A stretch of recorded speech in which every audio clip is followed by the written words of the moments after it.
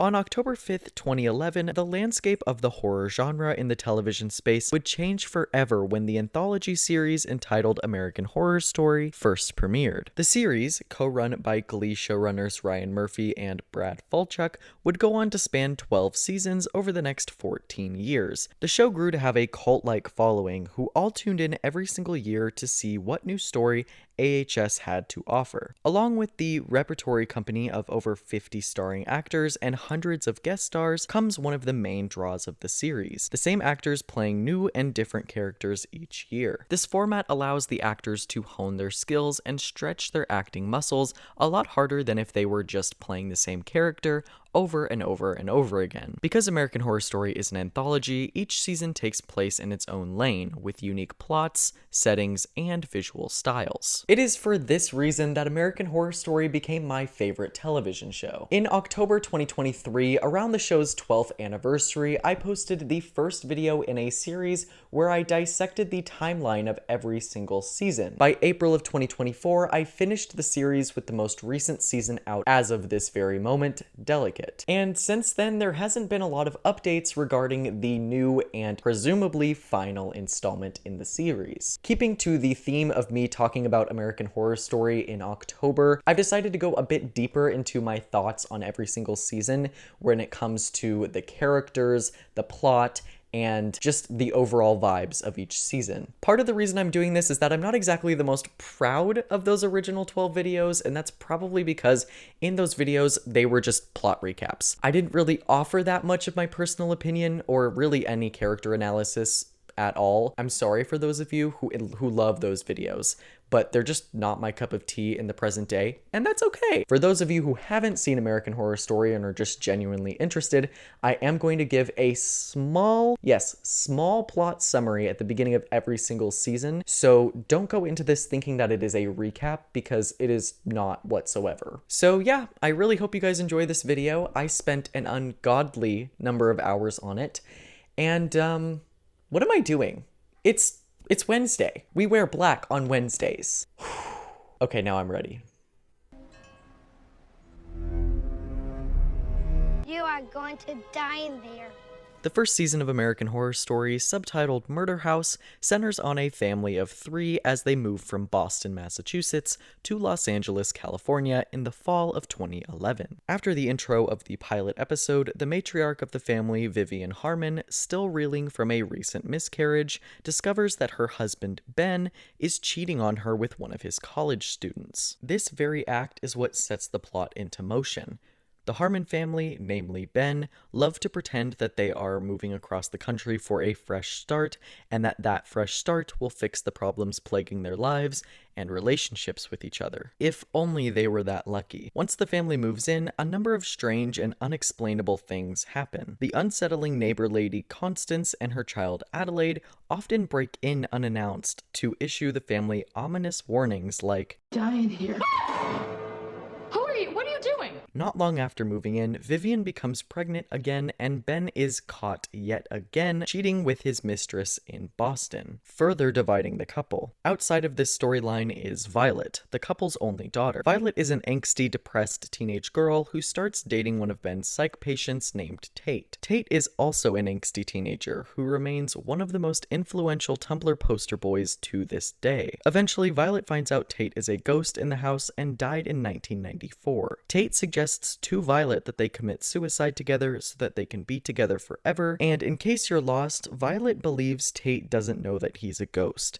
But in a shocking twist, Tate reveals to Violet that Violet has also been a ghost for a number of episodes, and he was the one who was protecting her from knowing the truth. By the end of the season, Vivian gives birth to 2 babies, the second one of which kills her during childbirth. Okay, let me back up real quick. Right after unknowingly moving into the most haunted LA home, one of those quote-unquote unexplainable happenings I mentioned earlier occurs when Vivian sleeps with whom she thought at the time was Ben, dressed in a rubber sex suit. One of the biggest mysteries throughout the season is who exactly Vivian slept with if Ben was downstairs. It is eventually revealed that Tate, yes, Violet's boyfriend is the man under the suit, breaking the hearts of Tumblr girls everywhere. In an earlier episode, it is hypothesized by Billy Dean Howard, a medium friend of Constance's, that fornication between a spirit and a living body would bring about the Antichrist, hence Vivian's passing during childbirth. By the end of the season, Ben is finally killed by his mistress, and now that the Harmons are trapped in the house together, existing happily for the first time ever, Constance takes in Tate's Antichrist baby because she's his mother, in case I forgot to mention that, and that is where the season fades to black. Murder House stood out among other horror television shows of the time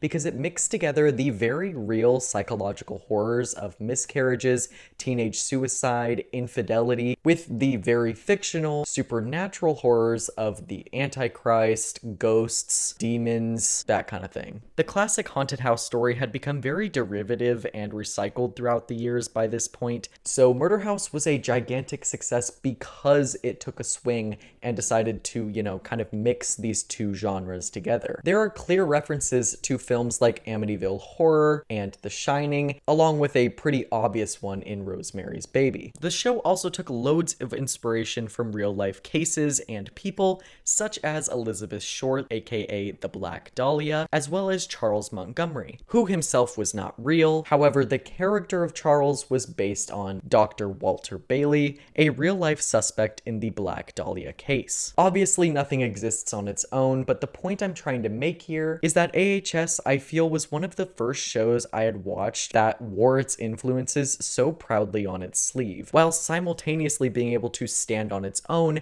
and not be overshadowed by its influences. This is very important to remember when we get to the later seasons of American Horror Story, which just really struggled to do this. On Tate being the main villain of the story, that twist I don't think anybody really saw coming. I mean, at least I didn't.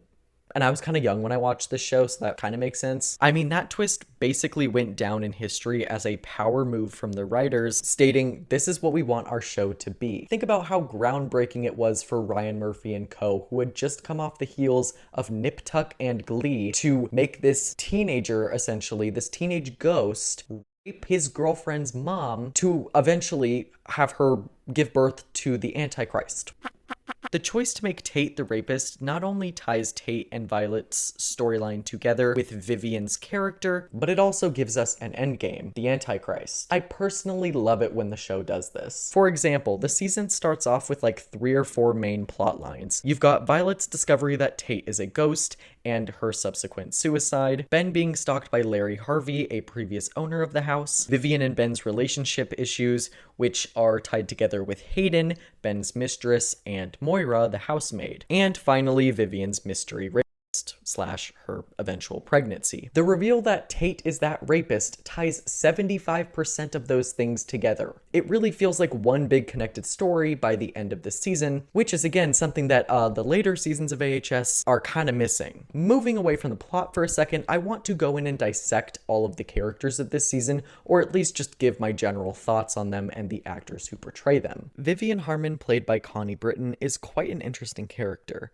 The first half of the season documents her troubles regarding her pregnancy and whether or not she will miscarry like she did the last time. After Vivian learns that her twins have different fathers, she spends a good chunk of the season pleading her case that she was raped, and it's just such a shame that she was never believed. Everyone took every chance they could to discredit her story. The most depressing aspect of Vivian is that she's never given the opportunity to confront her rapist and or live long enough to raise her own baby and see him grow up. Her death sequence has got to be in the top 5 scenes of the entire show for me, just based on how raw and real it feels. Connie Britton honestly deserves more praise because before there was a legacy or reputation for the show, and before it had the cast that it would eventually go on to have, it had Connie first. Connie signed on to the project probably having zero clue that it would be a huge success. It's also kind of sad that we never really see her return to the franchise, minus Apocalypse if you count that abomination, but she really ate this season up, if I may add. Ben Harmon, played by Dylan McDermott, is also a major tentpole throughout the season. His inability to stay faithful to his wife, despite being a psychiatrist who sees a variety of fucked up folks, is honestly the most interesting aspect of his character. You'll just be watching an episode and he'll be preaching to his patient about whatever cycle they cannot break,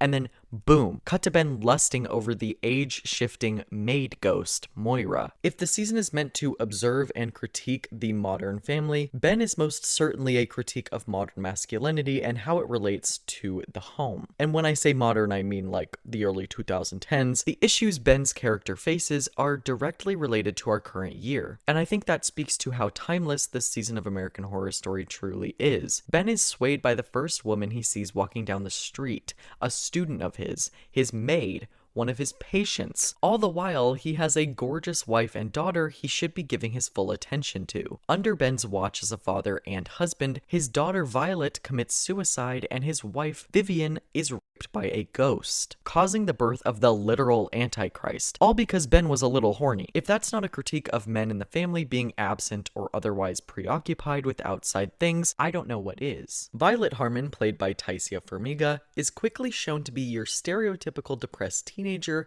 and while her character is definitely more than just that, her presence in the plot can mostly be reduced to the twists involving her character, i.e. the reveal that Tate is a ghost, the reveal that Violet is dead, and Tate knew about it all along, and finally the reveal that Tate raped Violet's mother, and how that reveal affects their relationship. Other than those major story beats, Violet is pretty one note, I will say. She's just constantly shown to be depressed or upset about something, which isn't a fault per se, as I think that's the point of her character, to make her seem as blatantly lost as possible, to sort of call to attention the fact that her parents are so blind. Kind of like, hey, look at your depressed daughter. She's clearly going through a lot and you just don't seem to care. Because that's the honest truth. Ben and Vivian do not seem to care about her mental health or well-being, as they themselves are caught up in their own shit, like infidelity and pregnancy with the literal Antichrist. If you've seen American Horror Story Murder House, then I don't think I need to tell you that Constance, played by Jessica Lange,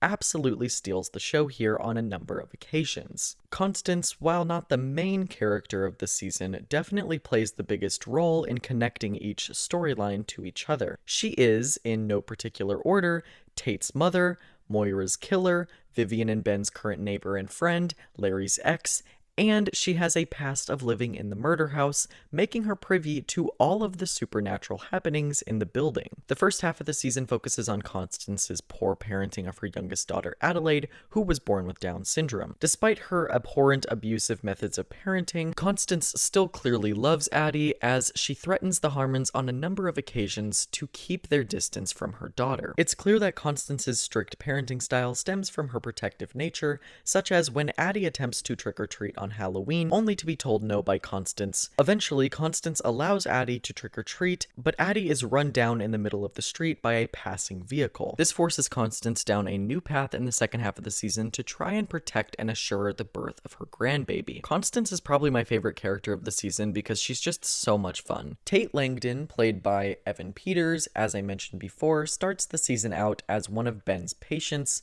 but as the story unravels, Tate quickly becomes much more tied to the main plot than any old patient who dates Violet. This is another aspect of the earlier seasons of AHS that I love. There are no useless characters. Every single one of them this season has a purpose to this story. Tate may start out as Ben's patient, but he quickly evolves into Violet's boyfriend, and then we learn that he's Constance's son, and then we find out he's a ghost in the house, and then it's revealed that he's way more fucked up than we thought, having Vivian. When a character's place in the story spirals into all of these different things, it keeps the story interesting, and I will die on that hill, honestly. Many characters in the first 5 seasons or so have journeys like this, but this journey has perhaps never been so effective at giving the audience whiplash as it is here. As the episodes go on, things just keep getting worse and worse and worse regarding Tate. I just wish I could pretend that Apocalypse didn't exist, because oh boy, do they backtrack on him. We will get to that later. Larry Harvey, played by Dennis O'Hare, perhaps has the least amount of presence in the story, at least at first. He is one of the only 2 living characters who have previously lived in the house, alongside Constance. Larry starts the season stalking Ben and trying to blackmail him into giving him money. By episode 3, Larry kills Hayden, Ben's mistress, and this is the basis of Larry's blackmail. And like, yeah, I'm not gonna say it doesn't make sense or anything, but Larry's motives to blackmail Ben are set up as like a personal vendetta against Ben, or at least it feels like Larry has some kind of bigger reason to do this, but by the end it's like, hey, whatever did Larry want that money for, and what specifically did he want from Ben? Moira O'Hara, played by Alexandra Breckenridge and Frances Conroy, is an age-shifting maid ghost, meaning depending on your chances of being seduced easily, you either see the young one or the old one. The young version of the character is portrayed as a seductive sex object that goes after sexually depraved husbands who live in the house, while the older version of the character is a much kinder woman who gives the women of the house advice on various subjects. I personally love Moira. Both versions of her manage to be iconic in their own right and steal the show on a number of occasions. Moira isn't a huge deal regarding the plot of the season,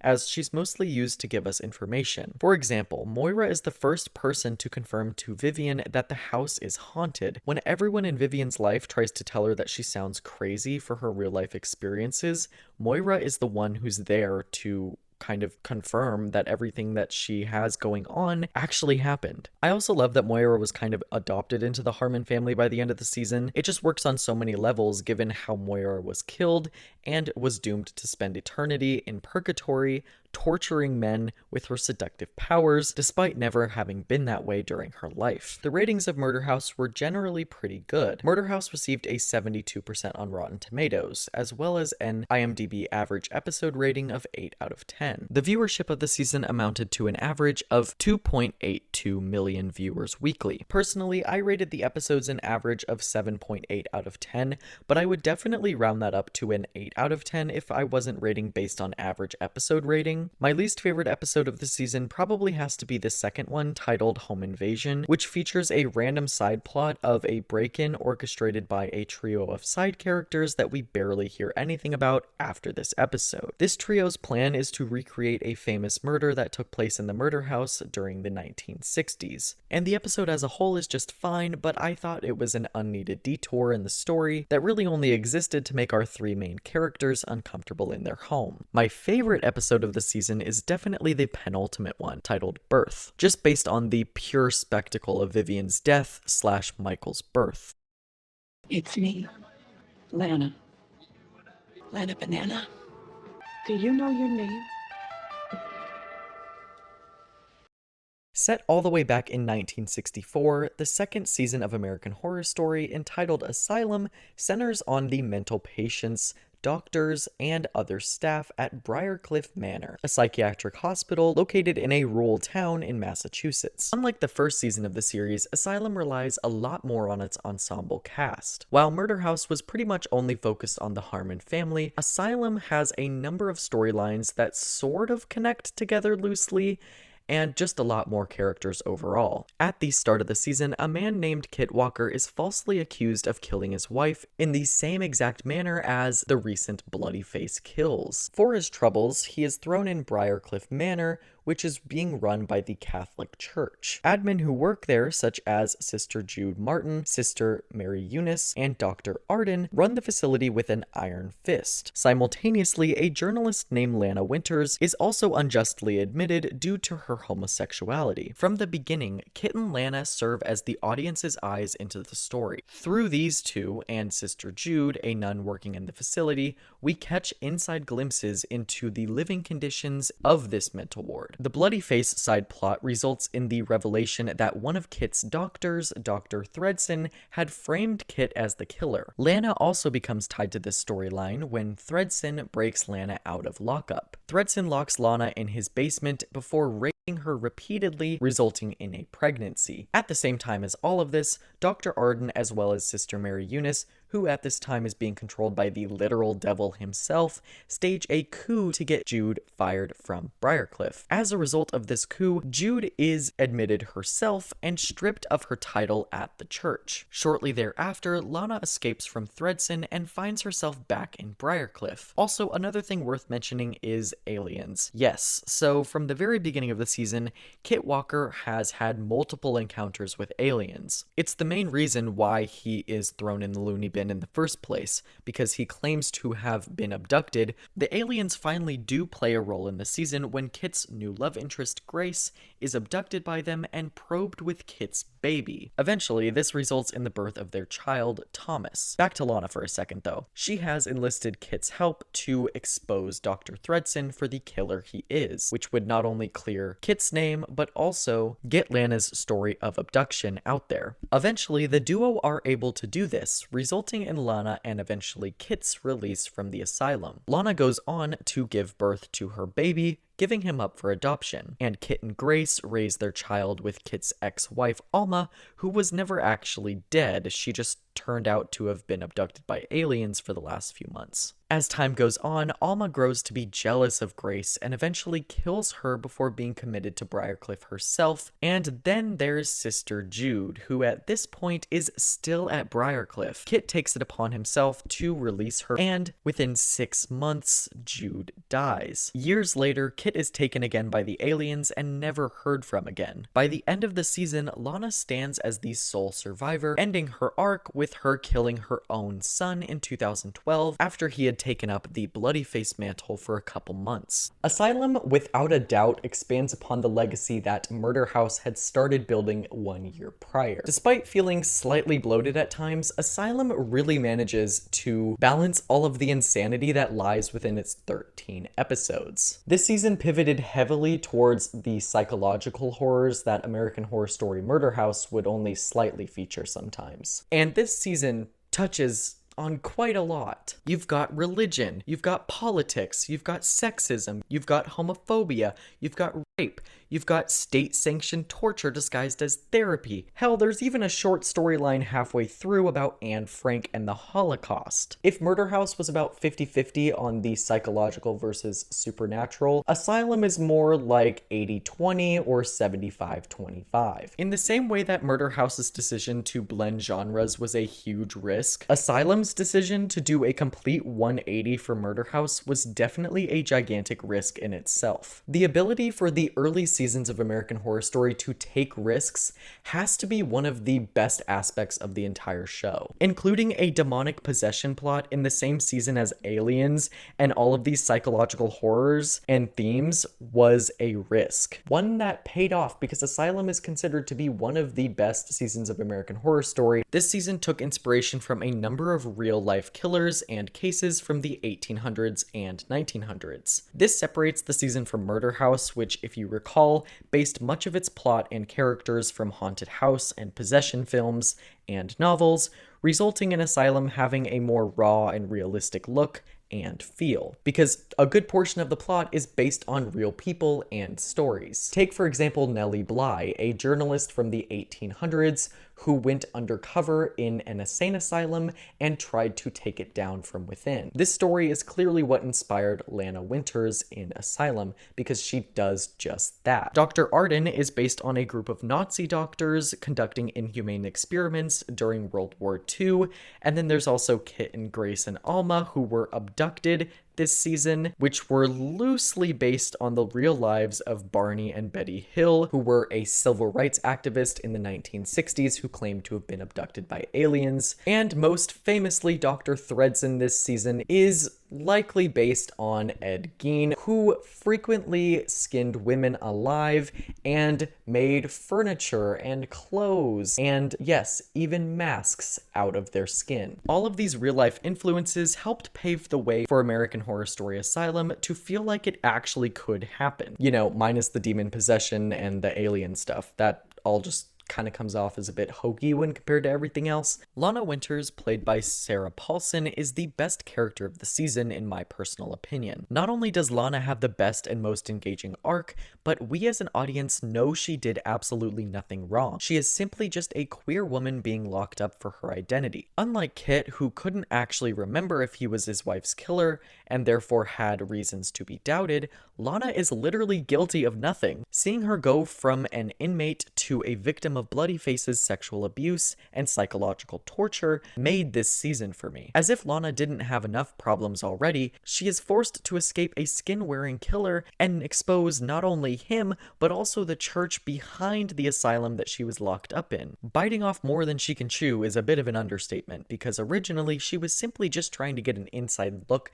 at Bloodyface and the asylum's practices as a whole, and in turn, she is taken against her will and without any prosecution or diagnosis whatsoever. This endears us to Lana and her journey to take down the evil residing in the building. It's also the perfect example of the writers being smart and adding in plenty of domino effects into their story. One plot point affects another, which affects another. You don't see as much of that in the later seasons, but we'll get to that. Also, props to Sarah Paulson, who really stole the show here on a number of occasions with her performance. I also just love how the writers gave her a mini arc towards the end about growing to be a self-obsessed A-list author post-expose. It's definitely not predictable at all, but it's an interesting commentary on how when some people make it big and famous, they forget what brought them there. Lana fully stops trying to take Briarcliff down for a few years to soak in all of the opulence that comes with her story, and I think that's such an interesting direction for her character to go. It shows that she is not perfect. Kit, played by Evan Peters, is the season's secondary main character. A large part of the mystery this season is if Kit killed his wife, / if he's actually been abducted by aliens. I think that Kit is fundamentally not that complicated or complex of a guy. He's just your average everyday Joe who has a great sense of right and wrong. When he's labeled as the complete opposite of that, he has a similar journey to Lana's this season to plead his case across the story. While Kit never has the same impact as Tate outside of the show, I honestly think Evan did a better job here with Kit acting-wise. Both the interrogation scene halfway through the season, as well as the scene where Kit confesses to a crime he did not commit to Jude, are phenomenal and showcase Evan's range when compared to Tate. Sister Jude Martin, played by Jessica Lange, is probably my favorite character from this entire series, honestly. I know I said earlier that Lana Winters is the best of this entire season. I might also have to contradict myself by also giving heavy praise to this character's arc as well. Jude probably has the most to do as far as her performance is concerned. Jude starts the season as a strict, headstrong, and borderline abusive head nun of the asylum. She is stern and firm in her methods of handling the patients. Early in the season, we learn that Jude accidentally killed a little girl on a bike many years ago before she was a nun, and that is essentially what made her turn towards God. This backstory acts as a perfect explanation for why Jude dishes out the levels of humiliation and punishment that she does. It's because she believes that this sin she's committed in her past is going to result in her being punished, so she uses it as an excuse to make others suffer the same way. It's also the reason why she has a quote-unquote holier-than-thou attitude towards the quote-unquote godless patients in the facility. This facade Jude has up doesn't last very long, as she is conspired against by Dr. Arden and Mary, as mentioned earlier. Jude eventually gets locked up and goes a bit mad over the years, thanks to the very high dosage of her medication. Seeing Jude fall from the cold, bigoted admin of the hospital to just being another patient herself is such a great storyline and arc for her character, and Jessica Lange, as always, is fantastic in this role. Sister Mary Eunice, played by Lily Rabe, is yet another one of the best characters this season. I barely mentioned her during the recap section of this video, and that's because there's just so much to go over. Let me start off by saying that Lily Rabe is probably one of the most underrated actresses in American Horror Story history. She just has a great range of characters, and never more is that range as crystal clear as it is here in Asylum. Mary starts off the season as a timid, naive nun working under Sister Jude's wing, and quickly transforms into a terrifying, manipulative sex pest under the devil's control. She Timothy Howard to take away his virginity and plays with Dr. Arden's heart throughout the season to get him to help her take over the facility from Jude. And these are just two of her main evil actions this season. She also forces Grace to be sterilized and Lana to carry her rapist's baby to term. And it's just insane how much you still walk away just loving her character. I know I can't keep saying this about each character, but Mary really did steal the show a number of times here. Her demise at the hands of Timothy Howard felt earned, especially since since Jude's arc had basically been stalled in lockup, so Mary wasn't entirely needed to the story as she was before. Despite the fact that she was only in 10 episodes, Mary genuinely leaves such an impact on the story, and I'm so happy she returned for Freak Show in a brief appearance. Dr. Oliver Thredson, played by Zachary Quinto, is the perfect main villain of the season in my opinion. As mentioned before, most of the psychological torture and horror stems from the bloody face killings, whereas a lot of the religious and supernatural horrors stem from other storylines. They did a pretty good job here at separating the two subgenres. Zachary Quinto, as usual, is fucking incredible in this role. He's another actor on this show that's just so underrated. He also turns in one of the most horrifying performances of the entire series. You just don't get scary characters or interesting characters or believable acting anymore out of American Horror Story. Certainly not from its main villains nowadays. The reveal of Thredson being Bloodyface came out of absolutely nowhere. Like, it makes sense, but you wouldn't have seen it coming. So props to Zachary for this amazing performance. I'm gonna sound like a broken record here, but honestly, I don't care, because Dr. Arden, played by James Cromwell,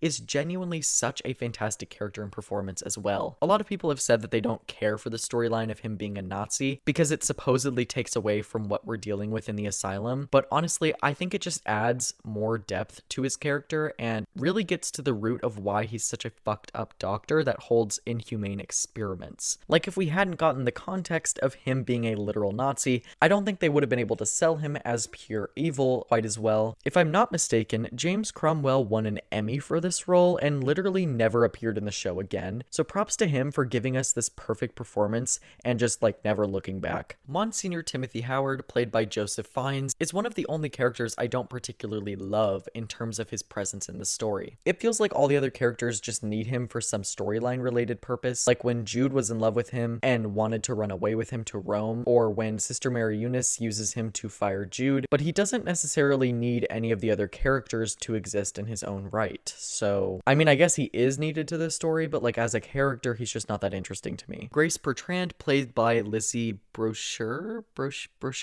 I don't know, it's a French name, is another character that I don't really mind in theory, but honestly, she could have had a little bit more to do on her own. Around the halfway point of the season, it becomes painstakingly clear that she only exists as a vehicle to forward this alien plot, and it's for that reason that I don't really have much to say about her. I will say I do love Lizzie in the role, and I'm kind of sad that she never did return to the franchise because she really did kill it here. The ratings of the second season were fantastic. Asylum received a fresh 84% on Rotten Tomatoes, as well as an IMDb average episode rating of 8.3 out of 10. The viewership of the season amounted to an average of 2.52 million weekly viewers, which slightly underperformed Murder House's. Personally, I rated the episodes an average of 9.5 out of 10. My least favorite episode of this season was probably the penultimate episode titled Continuum. My favorite episode of this season is definitely the 11th episode titled Spilt Milk, because it's the episode where the main storyline is wrapped up with Thredson's death and Lana and Kit's releases.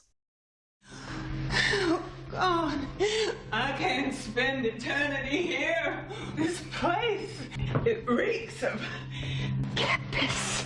What is this?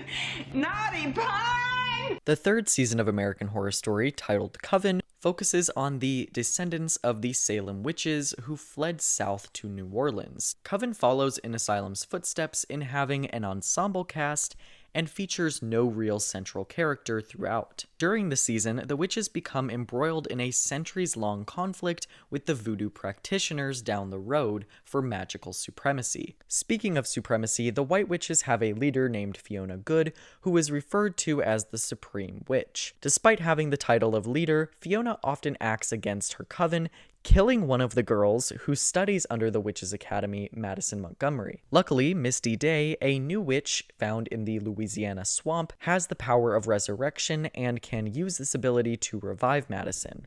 The Supreme, Fiona, originally killed Madison because she had assumed Madison was sapping her of her magic. You see, as the new Supreme rises, the old one begins to fall. Fiona is at the end of her life, growing weaker and weaker day to day. So she assumed that Madison was a threat, resulting in her taking her out.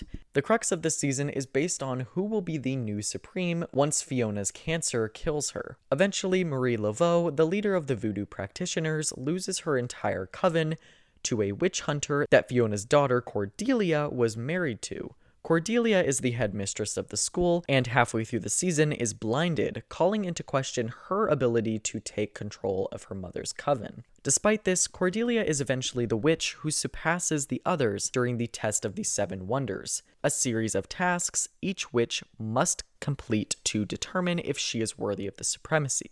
With Cordelia named the new Supreme, Fiona dies and a brand new generation of girls begin attending the school thanks to Cordelia's open door policy. Coven is actually a much more character-driven story than the previous 2 installments in the series, because in those 2, there felt like there was enough through line throughout each storyline for there to be an end game, whereas in Coven, we don't really get to the end game until the last couple episodes, and there's just a lot of unrelated storylines, and that becomes kind of a theme with American Horror Story. Now, do I necessarily hate this style of storytelling? No, I actually like the character-driven stories, but American Horror Story, sometimes they push it a little too far. Not in Coven, I don't have a problem with it in Coven, but Freak Show and Hotel, we'll get there in a minute. Coven's also the first season that I found to be less scary than the rest, because the first 2 seasons were scary for different reasons. You know, Asylum, it was the psychological horrors like we talked about, and in Murder House, it was kind of a blend between the psychological and the supernatural.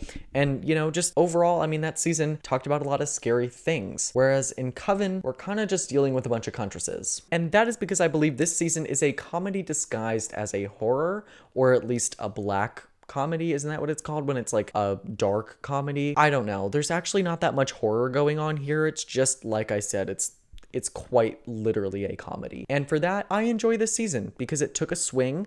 Even though it's not an American Horror Story, some horrific things really do happen in it, especially regarding Madame Delphine LaLaurie. But as far as like the theme of witches, like, that's not scary. It's just, it's a comedy, okay? That's what I'm trying to say. The season possibly takes inspiration from 1996's The Craft, which also follows a similar premise centering on a gaggle of teenage witches. I'll admit, though, the similarities kind of end there. I haven't seen The Craft, but from what I can tell, those girlies are like all on the same page, whereas our Coven girlies are fighting against each other here in American Horror Story. So, I don't know, why did I even bring up The Craft? I have to have an inspiration for each season. Okay, shut up. Coven also took a little bit of inspiration from real life, including the Axeman, which is based on a real life Axeman in, I think it was also New Orleans, that terrorized the city with his axe. Like, American Horror Story does this every now and then, where they like bring in a real killer and then like change a few things about them and like make it a part of the storyline. Did I really enjoy his inclusion this season? Fiona Good is perhaps the most iconic Jessica Lange role throughout the show. Fiona comes off as a woman who's at the end of her life trying to squeeze as much as she can out of it in the time she has left. Typical for Jessica Lange characters, Fiona is a horrible mother who says horrible things to her child and treats others around her with about as much respect as a bee has for a flower. Fiona is ruled by her ego and power over others. She often uses mind control to get people to do things for her. She only thinks about herself, such as when she stages the murders of Madison Montgomery to prevent the rise of the Supreme, and later Nan to keep her quiet. I loved this character so much, and I mean, you just truly cannot go wrong with Jessica Lange. Cordelia, played by Sarah Paulson, starts the season unsure of herself and her abilities, thanks to her mother's constant pressure on her. After her blinding, Cordelia gains new abilities, such as the second sight, which makes her a bit of a more formidable opponent. My favorite aspect of her character is that I truly didn't see her becoming the Supreme. It was just a welcome surprise, and I love that they went in the direction with her character because it totally completes her arc. I not only think that Cordelia is the most deserving of the supremacy, but I also find that out of all of the other characters, she definitely needs it the most. Had the writers chosen Madison, Zoe, Misty, or Queenie, there would have been reasons to believe that they were not fit for the role. It makes perfect sense why Cordelia won. She had the knowledge, the selflessness, and the raw power to hold such a distinction amongst the others. And I'm happy that the show doesn't make any of that obvious until the last episode. Zoe, played by Taissa Farmiga, is low on my list of favorites this season, but I figure I'd still talk about her. She has this storyline with Kyle and Madison I could literally care less about.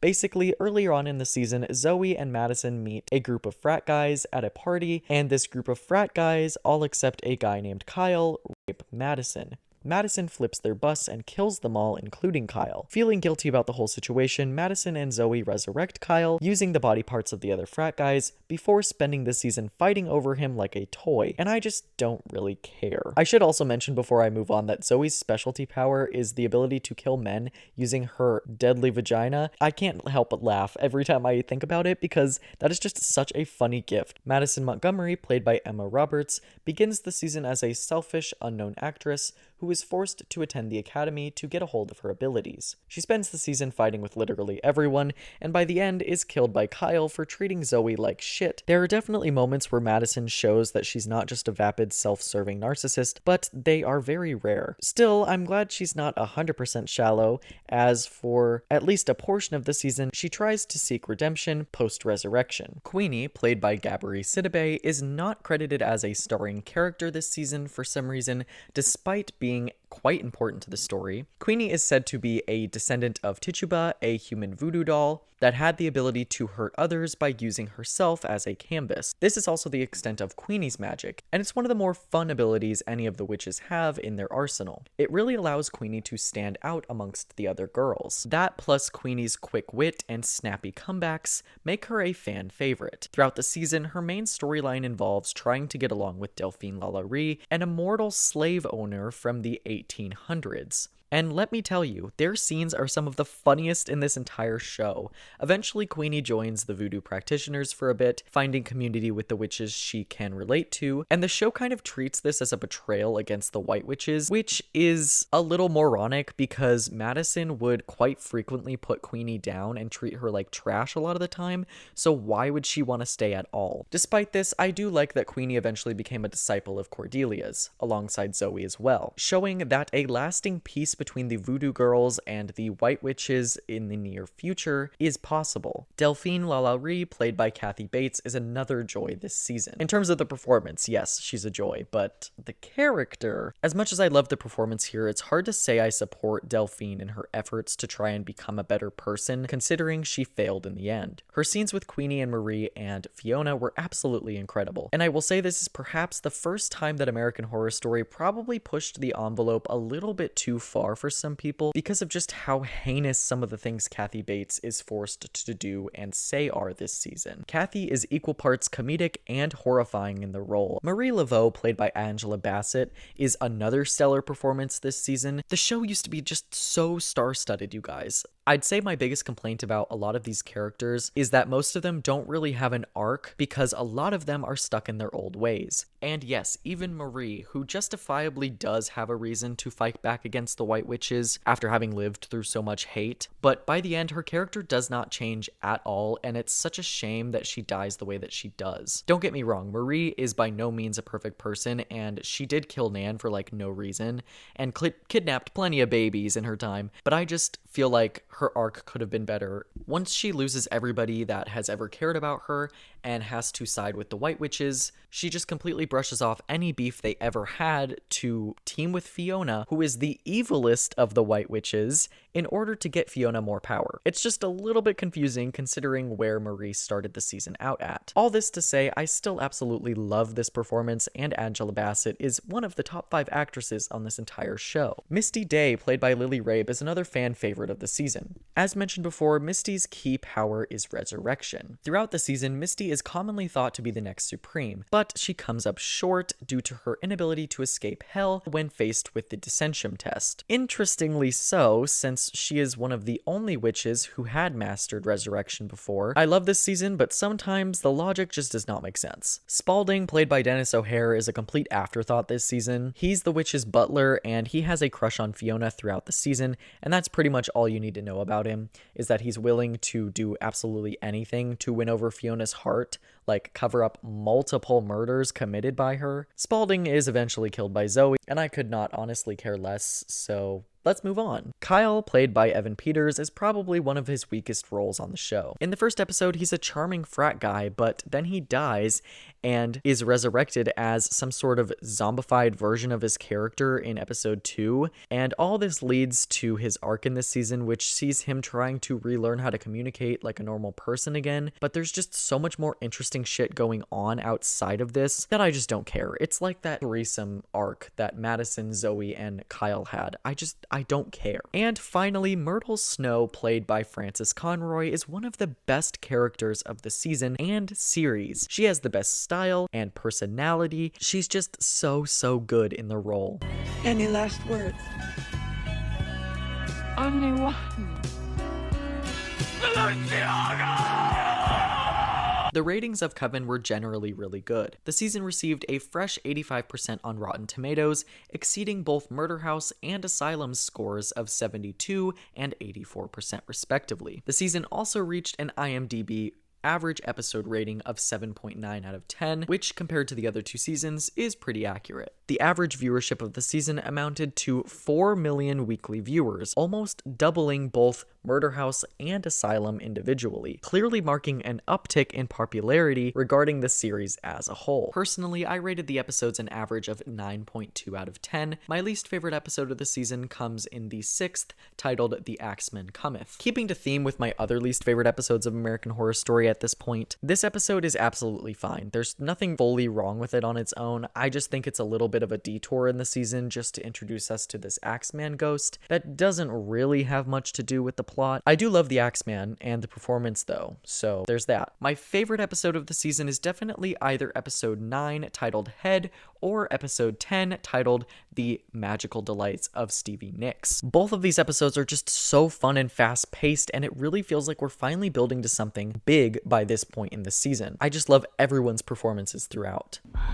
Tell me, has anyone tasted your cherry pie? Oh dear God, she's a psycho pervert. She's down to earth is all. The fourth season of American Horror Story, entitled Freak Show, set in rural Florida in the 1950s, focuses on a gaggle of freak show performers as they endure discrimination from the locals. There's also side plots this season, a killing spree committed by a killer clown named Twisty, but I'll come back to him in a second. There's also the rich Mott family, Dandy and Gloria, who spend the season at each other's throats. The season positions Bet and Dot, a pair of conjoined twins, as the central focuses at first, only to cut back on them for a bit to shine the light on the real star of the show, Elsa Mars, the fame-obsessed leader of the troupe. Throughout the season, there's not necessarily an overarching plot here, but rather a bunch of mini arcs that are loosely tied together by a central location. We've got the kidnappings and killings in town, the Mott family trying to buy the twins, Elsa's attempts to try and make it big in Hollywood, Richard and Maggie's infiltration of the troupe in order to kill as many as possible for an oddities museum, and so on and so forth. Most of these mini arcs are resolved within a couple of episodes, making way for new stories. There's also a storyline here of Elsa trying to kill her best friend Ethel, a bearded lady who was quite influential at the camp, in order to keep her quiet about her attempts to pawn off or kill the Siamese twins with Richard. Eventually, the rest of the camp figures out that Elsa killed Ethel, and when they try to confront her about it, has fled town. Just after selling the show to Dandy, who has gotten everything he's ever wanted, in the last episode, Dandy kills about 80% of the performers when they treat him with little respect. Elsewhere in Hollywood, Elsa meets an executive producer at a television network and eventually marries him. Years go by and Elsa finds that being a star isn't all it's cracked up to be, finally allowing Edward Mordrake, a phantom who collects the spirits of freaks everywhere, to take her life. This season is actually quite horrifying, especially with the Twisty stuff. Once Twisty is killed though, it talks about a lot of dark themes, but we're not actually getting like horrific things after Twisty is killed. Which, in a show that's called American Horror Story way, the season has a bit of a harder time picking a lane than the first 3 seasons did as far as the genre goes, and that's probably because a great deal of the actual horror was killed off pretty much immediately, like I just said. Compare this to Murder House or Asylum or even Coven, which all knew exactly what they wanted to be, and it kind of feels like Freak Show is the first season where it dabbles in a few things, you know, like it's comedic, it's horrific, sometimes it's dramatic. It's all these different things. And yes, things can be a blend, like Murder House was. It was a blend of two different things. Freak Show doesn't particularly do the horror that well after the first 4 episodes, and then it's just like you're watching a drama, honestly, until the very end. And again, it's American Horror Story. Freak Show, in my opinion, is definitely the first season of the show to sort of just exist for the sake of existing. And that by no means is calling the season not entertaining or engaging to watch. I personally don't understand why people ever say that, because this season is entertaining, okay? But as a story, there's not much there. The season doesn't have the best structure, nor does it have the best overarching plot. Like Coven, it has a bunch of mini plots and like storylines scattered throughout. Like every character kind of deals with their own little thing, and that's the season, honestly. Like we're working towards Elsa Mars getting her dreams to be realized. We're working towards maybe the twins getting cut in half. We're working towards Richard and his girl, what's her name, Maggie, kidnapping the freaks. You know, there's all these different things that are happening, and they don't really relate to each other. I'd say the biggest through line is them getting picked off by Richard Spencer. And I mean, I liked that storyline, so there's that. I really loved the first 4 or 5 episodes of the season. By the halfway point in the season, it kind of just feels like we're treading along plot-wise, and there's just not much happening.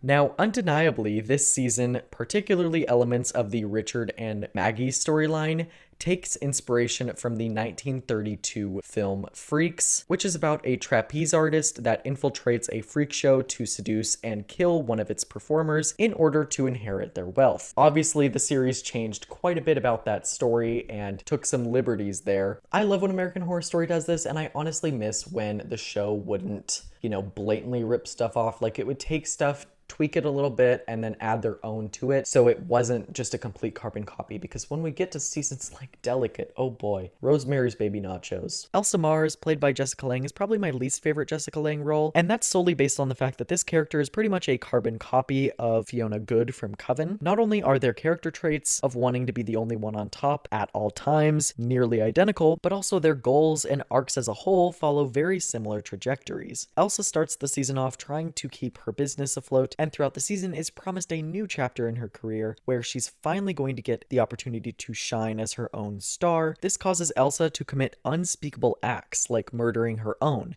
selling the twins, and then eventually leaving everyone she loves to be slaughtered by a rich psychopath in Dandy. Elsa truly only cares about herself. I like how they made her have a god complex in the present to compensate for the shame that she feels regarding having had her legs gruesomely chopped off in the past. Overall, though, this character is just a little bit too similar to Fiona for me. I'm also not a huge fan of the ending they gave her, because it's clearly written as a swan song to Jessica Lange instead of the character of Elsa Mars. Bet and Dot Tatler, played excellently by Sarah Paulson, are who I believe are meant to be the main characters of this season, but because of how expensive and time-consuming it must have been to film their scenes, halfway through the season, their roles become quite reduced. I love how each of them has their own distinct personality, facial expressions, and body language. It really makes you believe that Sarah has 2 heads at times.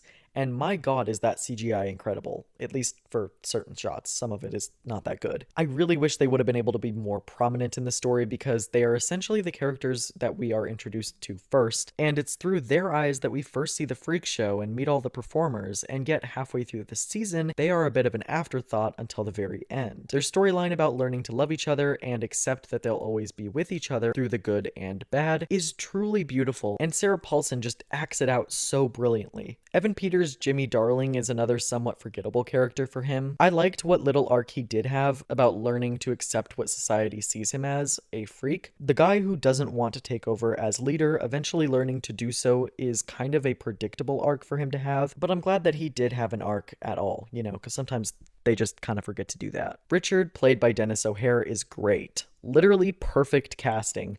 I'd say that Richard is tied with Dandy as the main villain this season. While Dandy is a lot more outwardly menacing, Richard is just such a slimeball salesman, and Dennis is doing a fantastic job playing him. Richard's plot to take out all of the freaks is also one of the only long-lasting storylines this season that actually feels important and not just some time filler, and that's probably why I love his inclusion so much, because there's actually a setup and a payoff here. I also love that they made Richard as unredeemable as possible possible because it really adds to his aura as a completely foul man that just comes in to ruin literally everyone's life. Ethel, played by Kathy Bates, is a fantastic character. First thing I have to mention is the accent, because what the fuck is that? Stop this foolishness, Scott. Need your strength to perform. Anyway, she always gives her all in every performance. I hated seeing Ethel be killed off for shock value, but I suppose it serves its purpose to get you to hate Elsa even more, and to show you the pure depths of Elsa's need to be famous. Is this a disservice to Ethel, though? Well, she was gonna die anyway, so you could make the argument that she was, a lost cause. I just selfishly wish she could have lived longer, but that's just me. Dandy Mott, played by Finn Whitrock, is a great character. This whiny brat is just so entertaining. His relationship with his mother also provides a number of comedic scenes throughout the season that had me literally rolling on the floor. Dandy's entitlement is worse than the greed they talked about in the Bible, you guys. I don't think you understand. There's nothing else I can really say about Dandy. He's really the perfect villain for a season about outcasts, as he's the complete opposite of that. Dandy has been handed everything he's ever wanted, and then some. Most of the freaks didn't have a parent or loved one to give them basic necessities. The season is really smart for making the distinction between the protagonists and the antagonist,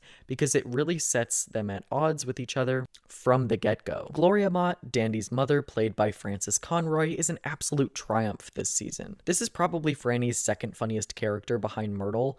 She just gets to play Gloria with such an over-the-top energy that really drives home how much Dandy was coddled throughout his life. Gloria rarely does anything that goes against her son's wishes, wants, or desires, and it paints a perfect picture of what kind of a person Gloria is. I was surprised but not entirely shocked to see Dandy kill her because while I didn't think Gloria would be gone so soon, Dandy is a bit of a loose cannon, so it was still fitting for his character. And there wasn't much for them to do as a duo anymore, so I guess it kind of had to happen. Desiree, played by Angela Bassett, is one of the characters I wish would have had a bigger role in this story. She starts the season off as Del's wife when they join the freak show as newcomers, and by the end, Desiree has left Del and exposed Richard Spencer for the crook he is, with the help of Maggie, of course. Desiree is a good character, but honestly, I wish they would have given her more to do. I also love the character's unlikely relationship with Ethel, but overall, I was wanting more from her character, which is unfortunate because Angela Bassett is fantastic in basically everything she does. Maggie, played by Emma Roberts, is nothing special in my opinion. The character pales in comparison to Madison Montgomery from Coven, and overall, I just don't particularly care for her. Anytime she's on screen, I just wish we were anywhere else. She's kind of annoying. And finally, Del, played by Michael Chiklis, is a great character, and I enjoy his performance throughout the season. However, he is not one of my favorites because the character is just such a terrible piece of shit.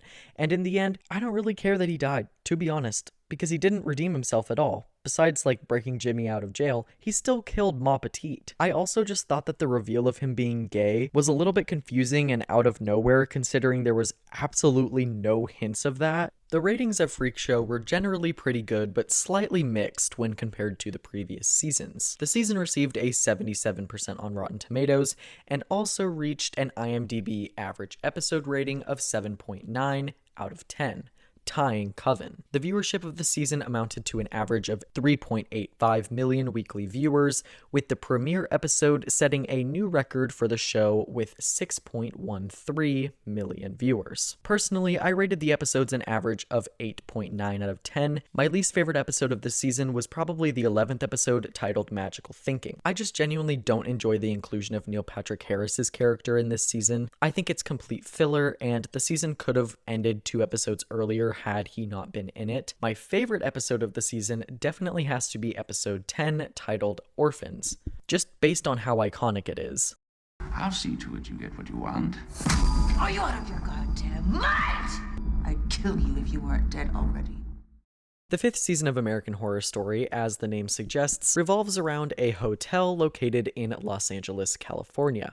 Not only is the hotel haunted, but it's full of vampires, killers, and other colorful characters. Stylistically, this season feels similar to the one before it in that it struggles to maintain a single cohesive storyline that ties every character together. Instead, we're given multiple intertwining arcs, some stronger than others, all set against the backdrop of this grimy LA hotel. In my opinion, the closest thing to a central plot that we do get involves a notorious serial killer known as the Ten Commandments Killer. The killer's methods date back to the 1920s when James Patrick March, the hotel's original owner, and a ghost still haunting its halls, based each of his kills off of a different biblical commandment. In his day, James built the hotel as one gigantic death trap for those who entered its doors, aiding him in his extracurricular activities. In the present day, Detective John Lowe begins investigating a series of LA murders that follow a similar pattern to the Ten Commandments case from the 20s. John's research leads him to the Hotel Cortez, where he decides to check in as a guest to scope the building out, completely unaware that the hotel he's investigating is actively pulling him into its orbit. As the plot unfolds, the hotel's twisted influence, spearheaded by a seductive drug-addicted ghost named Sally, drives him completely insane, until it's ultimately revealed in one of the season's and series' worst twists that John himself is the very killer he's been hunting. Outside of John's storyline, the season is riddled with subplots. One of the most prominent ones involves the new hotel owner Will and a character called the Countess, who has seduced Will Drake. The Countess is an elegant but oftentimes violent leader of the hotel vampires. There's also Alex, John's wife, who is on the prowl looking for her long-lost son Holden. The Countess eventually turns Alex into a vampire when Alex finds out that the Countess is the one who kidnapped her baby. Concurrent to these plots, there's also a coup being planned by two of the Countess's exes, Ramona Royale and Donovan, who, driven by revenge and decades of resentment,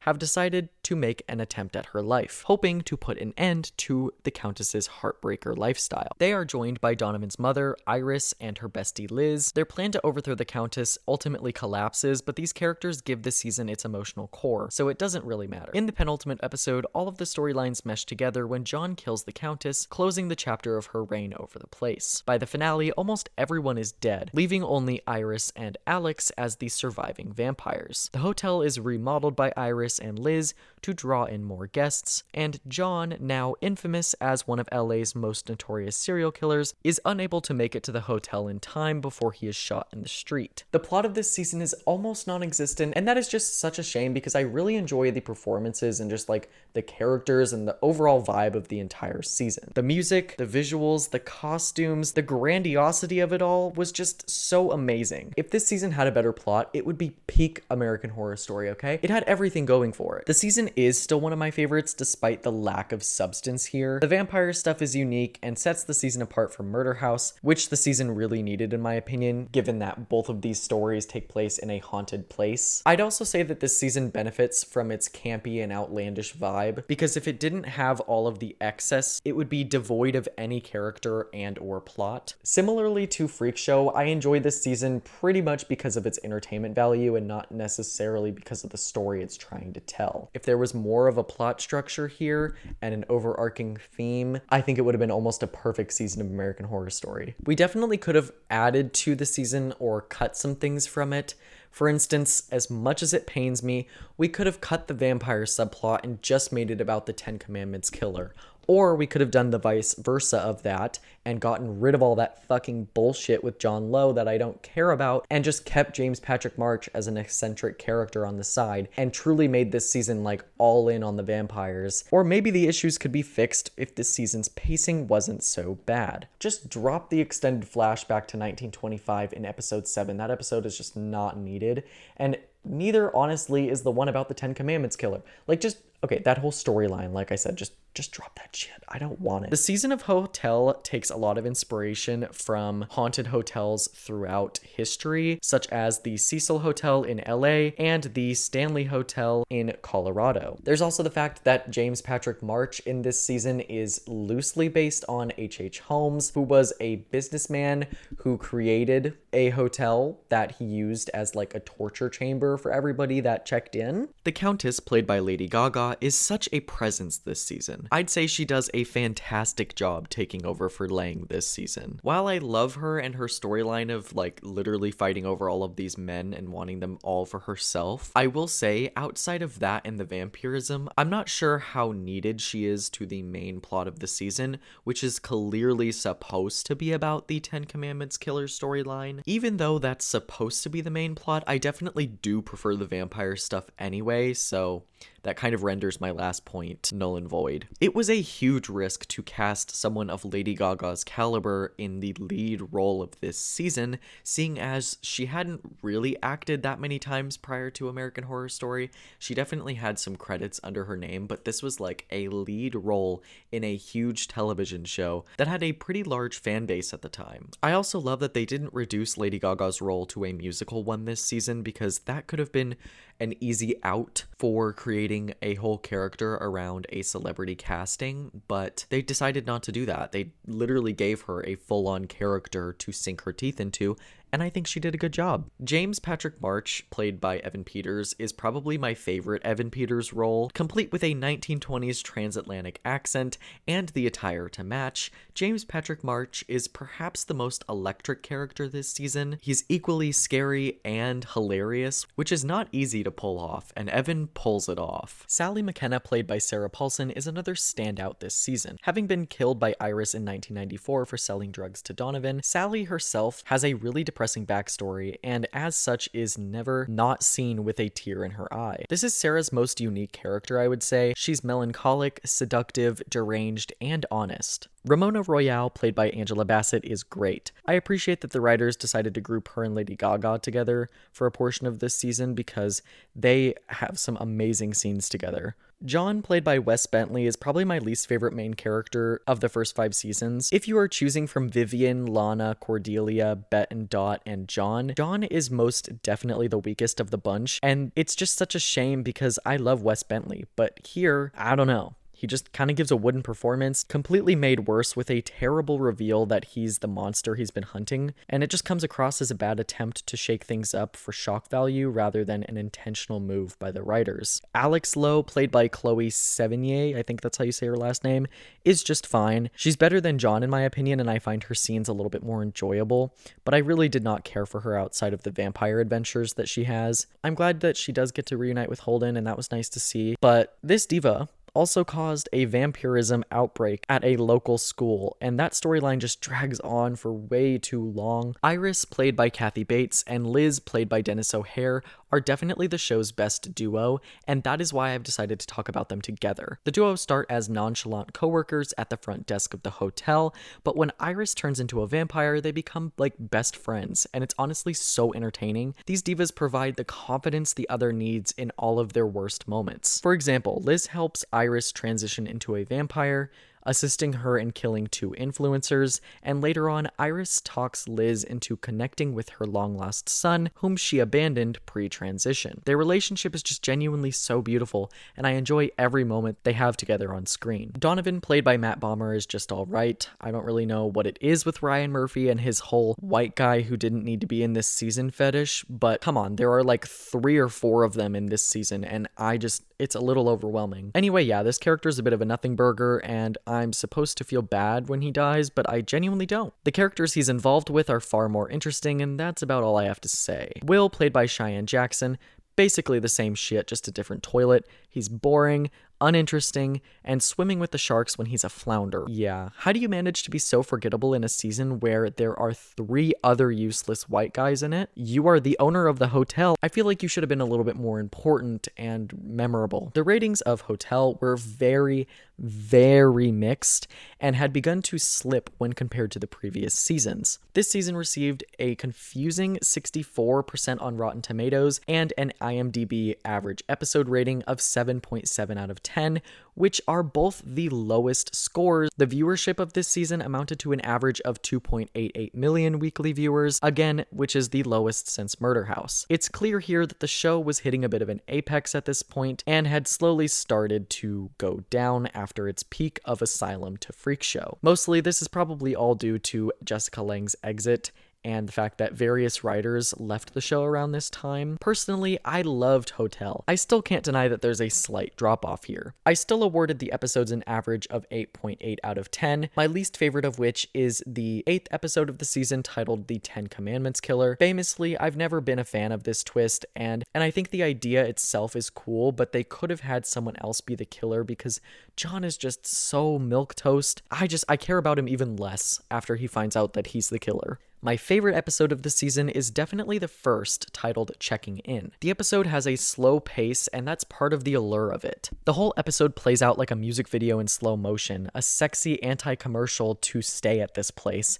And I don't know, I love it. I love the vibe, I love the music, I love the, aesthetics of it all. Many fans find this season too slow, and I understand that, considering there's little in the way of the plot, but I can't help but just love the visual masterpiece this season is. Never is that more apparent than here in this premiere, because it's just fucking gorgeous. Plus, this episode is absolutely horrifying. Okay, so now that we're well into this video and we're beginning to reach what most American Horror Story fans would call the show's flop era, let's take a bit of an intermission to recap and analyze exactly how we ended up here before we get into Roanoke. I spoke about this a little bit in my visual decline of American Horror Story video, but I personally started to notice the show's decline creatively around the end of season 5, Hotel. Granted, the season just before that, Freak Show, had plenty of issues as well. Hotel's clear focus on style over substance was the beginning of the end for me. Pair a flawed plot with the departures of Jessica Lange, Emma Roberts, and Frances Conroy, and the eventual exits of Kathy Bates, Dennis O'Hare, and Angela Bassett post-Roanoke, and it's no doubt the show was definitely seeing a vibe shift from 2015 to 2017. American Horror Story changes a lot. I mean, its basic premise practically relies on it to do so, but those first 5 seasons all relatively follow the same basic structure, with the same stunning visuals, campy writing, choppy editing, and over-the-top performances throughout, creating a small semblance of cohesion across every season. However, there was a shift around 2016 in the show. A number of creatives behind the show had begun leaving the show around this time, including cinematographer Michael Goy, production designer Mark Worthington, as well as art director Andrew Murdoch, writers like Jessica Scharzer and Jennifer Salt, both responsible for some of the best episodes in the first 5 seasons, like Murder House's Piggy Piggy, Asylum's The Name Game, or Coven's Fearful Pranks Ensue. Directors like Alfonso Gomez and Michael Uppendahl would leave around this time as well, clearly marking a change in the creative direction behind the show. There is such an apparent and sudden change between Hotel and Roanoke that when I first started watching Roanoke, I had to check to see if I was even watching American Horror Story anymore. American Horror Story didn't feel like American Horror Story at all. It was now clean, sterile, plot heavy to a fault, actors were thinning out, year by year things only got worse. Not only did the quality plummet with Roanoke and seasons to come, but the episodes got like 20 minutes shorter, and there were like 3 less episodes each season going forward.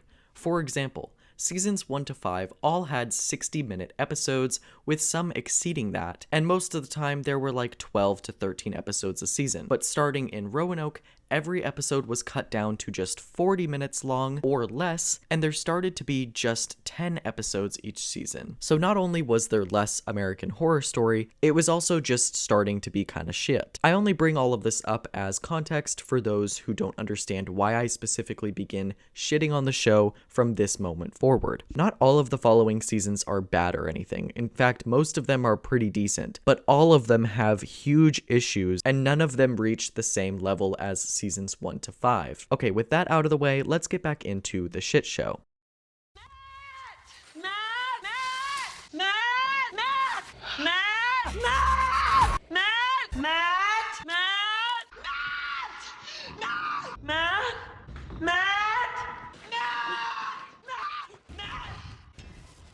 The 6th season of AHS is a slightly convoluted mess in my opinion. The season focuses on a married couple, Matt and Shelby, as they move into a haunted house in North Carolina. The duo quickly experience a number of spooky things, such as Shelby almost being drowned, dead pigs turning up on their property, and human teeth raining from the sky. Matt calls his stern cop sister Lee, and things only get worse. Within weeks, Lee's daughter, Flora, goes missing, the redneck neighbors kidnap the adults and torture them, and the ghosts of the property's past begin getting deadlier. The ghosts on the property were mainly tied to the Roanoke colony, a small settlement in North Carolina that was said to have all gone missing. The season explains their disappearance by claiming they were all sacrificed to an ancient witch named Scathach. Those who all died on the land that day cursed it, creating a place for the spirits to roam freely and be seen whenever they choose. Only when the blood moon rises shall the spirits be allowed to kill humans. Keep in mind, Roanoke is presented as a mockumentary all this time. All the actors in the show are portraying the story that other actors actually quote-unquote lived through. This also means that there are real-life versions of the reenactment actors, so anyway, the trio eventually make it out, but the season does not end there. It's revealed that a season 2 of the series My Roanoke Nightmare has been ordered, and this time there would be a slight twist on the season. Instead of returning to the roots of the first season with a mockumentary style, season 2 is much more of a reality show like Big Brother, only with scares. The group who created the dramatized docu-series was able to sign on the actors playing the real people as well as the real people themselves, and are making them stay in the house during the blood moon to catch all this drama on screen. Now this is a little meta, so stay with me. After 4 episodes of nonsensical bullshit, everyone but Lee is killed by the spirits. Lee herself is possessed and sides with the spirits, which is why she is spared. A year later, Lee kills herself on the property to get her daughter to return to her grandparents, and yeah, the season just kinda ends there. Let me tell you, Roanoke is fun and fresh, yet still not as good as the first 5 seasons, in my opinion. After the first 5 episodes, the season just goes bonkers, okay? It loses me after the first 5 episodes. The season turns into a reality TV show mixed with a found footage horror, and I lose interest. It gets to be too meta for me. I was okay with the confessionals and the dramatized versions of stuff, but like, once you get into the fuck-ass Big Brother shit, you can miss me with that shit. I don't care. I feel absolutely nothing for 90% of the characters in this season. The season just becomes so mindless and devoid of any meaning,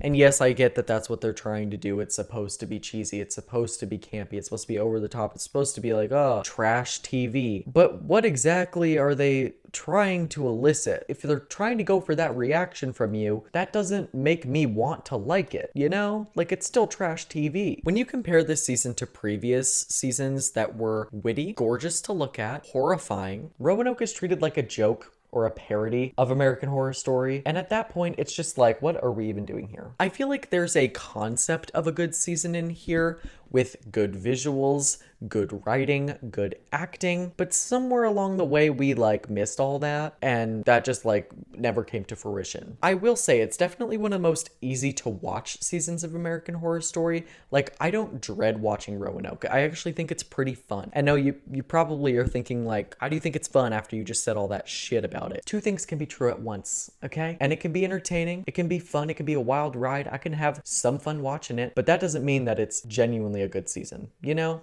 I also kind of feel that way about some of the later seasons. 1984, we'll get to that. Many people say that this season is the scariest, and while I'll admit it has a lot more jump scares in it, overall I find the psychologically scarier seasons to just be scarier. It feels as if this season has almost no tension once you get to the second half of the season, and it's just like jump scare after jump scare after jump scare with gore around every twist and turn. And like, that can be fine some of the times, don't get me wrong. Like, you can have gore, you can have jump scares, whatever, but it's like every 5 minutes. It's all climax. There's no lead up and there's no resolution.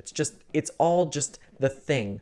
You know, it's a little bit brain rot, honestly. And that can be some people's favorite thing, and that's good for you guys. But it's not my cup of tea. It just would have worked on such a different level had it only had those first 5 episodes in it. Because like I said, I think the last 5 kind of tarnish it. As I've stated before, this season clearly takes inspiration from found footage films such as Paranormal Activity, Blair Witch Project, and History Channel style horror documentaries. I can't say I care much about Shelby, played by Lily Rabe and Sarah Paulson. I tried so hard to care about her character, but she's just so very bland and annoying, especially when Sarah plays her. Love you, Sarah, but I don't know if the point is that I'm supposed to hate this version of the character. I just cannot stand her. At this point in the season, Shelby is presented as a yoga instructor who is your run-of-the-mill elder millennial. Shelby has absolutely no traits, and she's kind of become a bit of a meme in the American Horror Story fandom. In my personal opinion, Shelby is just kind of a dumbed down version of Vivian from Murder House. She just makes the worst decisions and has the worst dialogue, and she's just It's really hard to get through a lot of her scenes, especially when Sarah plays her. She's not so bad during the confessionals, but oh my gosh. Matt Miller, played by Andre Holland, and Cuba Gooding Jr. is another bland character that I literally do not care about when either of them are playing him. I will say he's not nearly as annoying as Shelby is, but he's still like a nothing character to me. Pretty much all the same problems I have with Shelby, I have with Matt. I actually did like that they decided to make him fall for Lady Gaga's character though. That was a sick and evil twist that I did not see coming. And Shelby killing him for that makes narrative sense, considering she only really went back to the show because of him. But I was definitely left wanting more with these characters. Lee Harris, played by both Adina Porter and Angela Bassett, is the sole character this season I don't have any issues with. In fact, I think the only saving grace of this second half of this season is Adina Porter and her performance. I loved that they decided to actually give this character something to struggle with, something to want. You know, she was an addict. She lost not one, but 2 children. She was tortured more than most other characters in the second half of the season, and all of this endeared me more to her. That and the fact that Lee was not an idiot like her brother and sister-in-law. Plus, she actually has a pretty complete arc that's not cut short by a random death. The Butcher and Agnes, played by Kathy Bates, are both fun in their own ways. I can't say much about them because in the grand scheme of this season, they don't play that big of a role. I mean, don't get me wrong, the Butcher literally kills her entire colony and makes yearly sacrifices on the grounds, but overall there's not much to her character or like any motivation at all. She's just possessed by the witch Scathach, who herself is also underdeveloped. Audrey, played by Sarah Paulson, is yet another annoying ass bitch. Like, I'm just so sorry. She's entertaining, but I don't connect to her character. And I think that's the point, but if I cannot connect to anyone, who am I supposed to root for? That's the biggest issue this season. I connect to Lee, so when she kills everyone, I root for that. Like, I support that. Audrey is hilarious and all, but I don't really feel much when she dies. She's just like another body to be killed, you know? Dominic, played by Cuba Gooding Jr., is revealed to have been asked by the creators of the show to try and break up Matt and Shelby for shock value, and I just fear his inclusion in the story doesn't go any deeper than that. They just threw him in there to make more drama between Matt and Shelby, and that's not a good enough reason to justify his presence here, at least for me. Angela Bassett as Monet is fantastic as always, but it's hard to know who she is. That's what I mean when I say it's hard to connect with everyone here.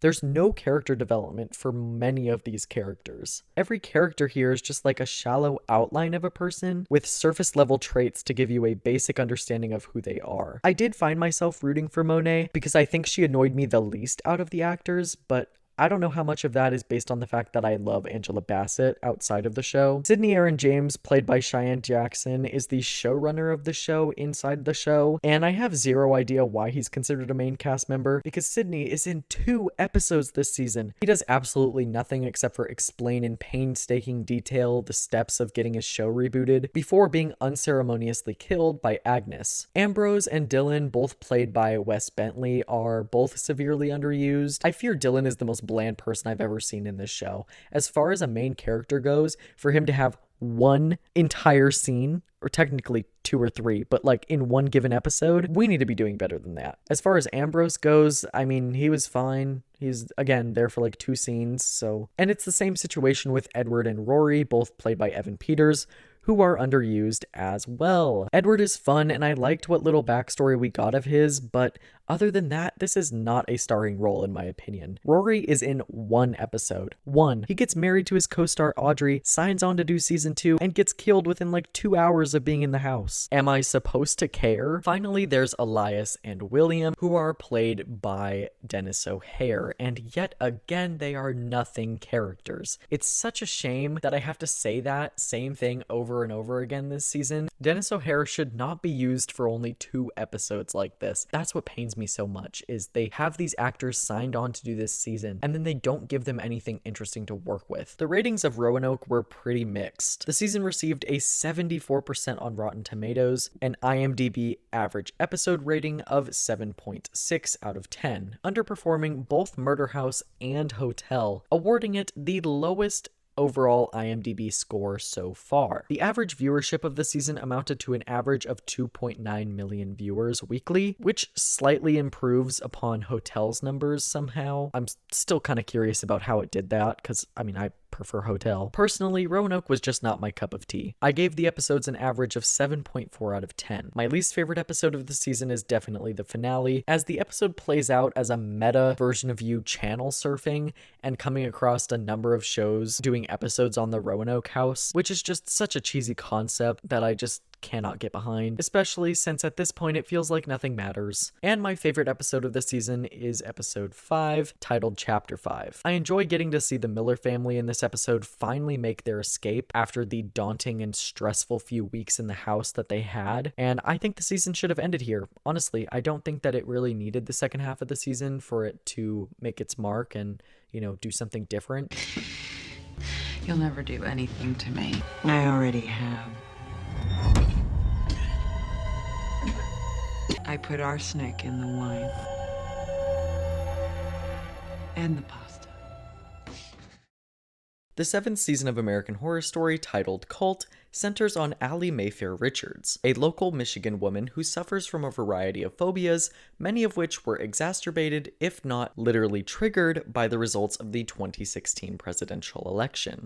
As her mental state deteriorates, Allie becomes convinced that there's some kind of conspiracy happening within her hometown. And to no one's surprise, she's actually correct. Her community is currently being terrorized by a group of clown mask wearing cult members who seem to stage increasingly bizarre and violent incidents targeting Allie and her wife, Ivy. The group is led by Kai Anderson, a vile, manipulative, conservative incel who sees fear as a weapon. Kai's ability to radicalize and control people around him, playing on their insecurities and prejudices, is the reason he gets away with as much as he does. The cult also includes Kai's sister Winter, who doubles as the babysitter of Ivy and Allie's son Oz, along with Brock and Meadow, the couple's very strange yet nice new neighbors, a local cop named Jack Samuels, a stone cold reporter named Beverly Hope, and most shockingly of all, Ivy herself. Ivy, secretly in love with Winter, has grown resentful of Allie and her anxieties over the last couple years. This betrayal adds a deeper layer to Allie's terror, the fact that someone who she thought loved her is also out to get her. After being driven nearly insane by the cult's latest stunt, which sees the staged shooting of Kai and the shocking televised suicide of Meadow, Allie is institutionalized. After her hospitalization, Kai and his followers use his newfound fame to push their agenda even further, with Kai positioning himself as a populist figure and making a legitimate run for Senate. Upon her release, Allie begins to turn the tables. She infiltrates the cult, reclaims her son from Ivy, whom she later poisons for turning her son against her, all while secretly working with the FBI to get the cult disbanded. Eventually, this leads to a raid that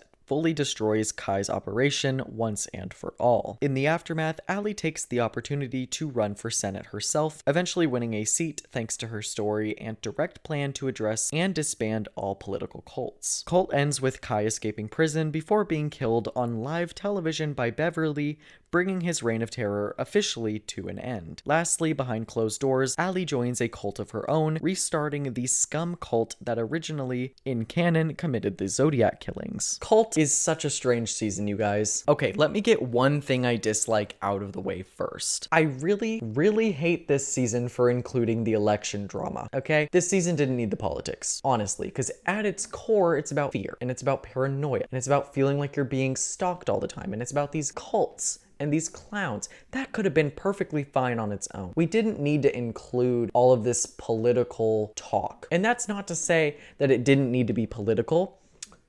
I think I'm misunderstanding how to say this. Not to try and take the politics out of it, but we didn't need to be so on the nose and 2016 millennial politics about it. Do you know what I'm saying? Like, we didn't need to be like, you're either pro-Trump or you're pro-Hillary. Like, both of those bitches can die. Honestly, I don't know if I can say that on YouTube. My point is, neither of them were good. And picking a side there, I mean, genuinely, there is a better side, obviously. But like, the fact that we're just like making it such a black and white issue is just so like, I don't know. I don't like the politics of it all. It could have gone. The fact that the election triggers Allie's phobias is like low-key kind of stupid. She is a rich, white, liberal lesbian in the suburbs. So like, while I understand why she's so up in arms about everything. Girl, you're gonna be fine. You're gonna be fine. You're white. You're an American citizen. You were born here. You're not the one that's gonna be affected by all this shit. Rewatching it with the set of eyes that I have now, oh girl, this is a dated ass season, okay? That's my main gripe with the season. Everything else I loved, okay? Honestly, I'm not even gonna lie. This is one of the most underrated seasons of American Horror Story we ever had, okay? Besides the politics shit, the cults, the clowns, great, keep that shit coming. I think had the cult been an apolitical group and had the election not factored into Allie's triggers, this would have worked a lot better and felt a lot more timeless. Focusing on everyone's reactions to Trump's victory for the first like 5 or 6 episodes really weighs the first half of the season down for me.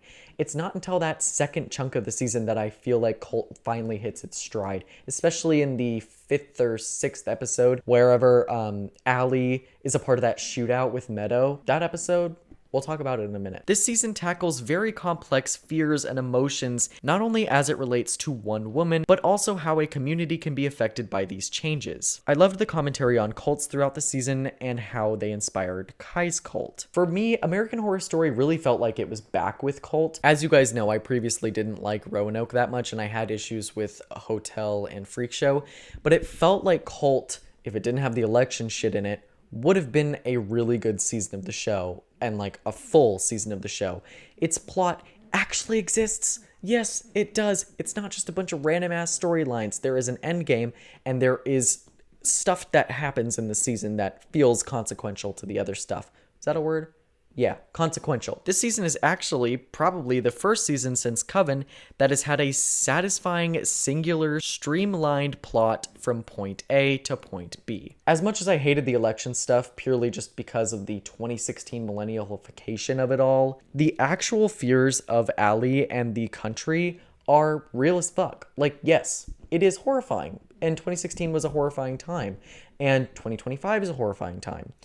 And so, I mean, I can't say I don't relate to it. Cult's return to focusing on psychological horror is very much welcomed, in my opinion. It feels like there were definitely elements of psychological horror in both Coven, Freak Show, and also Hotel, but it was largely missing from Roanoke, and I'm glad that it's made such a huge return here in Cult, because like I said earlier, that's just my favorite style and my favorite overall genre that the show likes to explore. Cult took huge amounts of inspiration from cults and cult leaders of the past, such as Jim Jones, David Koresh, Marshall Applewhite, and Charles Manson, who all appear in this season, played by Evan Peters. Allie, played by Sarah Paulson, is one of the first solid protagonists of the series so far, in the sense that there's no doubt she's the sole focus of the season. Allie suffers from the same issue as Sarah's characters from Roanoke, but at least Allie has a character arc and overcomes her fears by the end. I'm personally a big fan of characters that take control of their own narrative by the end of the story. It's an easy way to get you to root for the character and their journey. Allie starts the season as a high-strung suburban mother, constantly afraid that the world's out to get her. I feel like by the end, she truly takes control of that fear and paranoia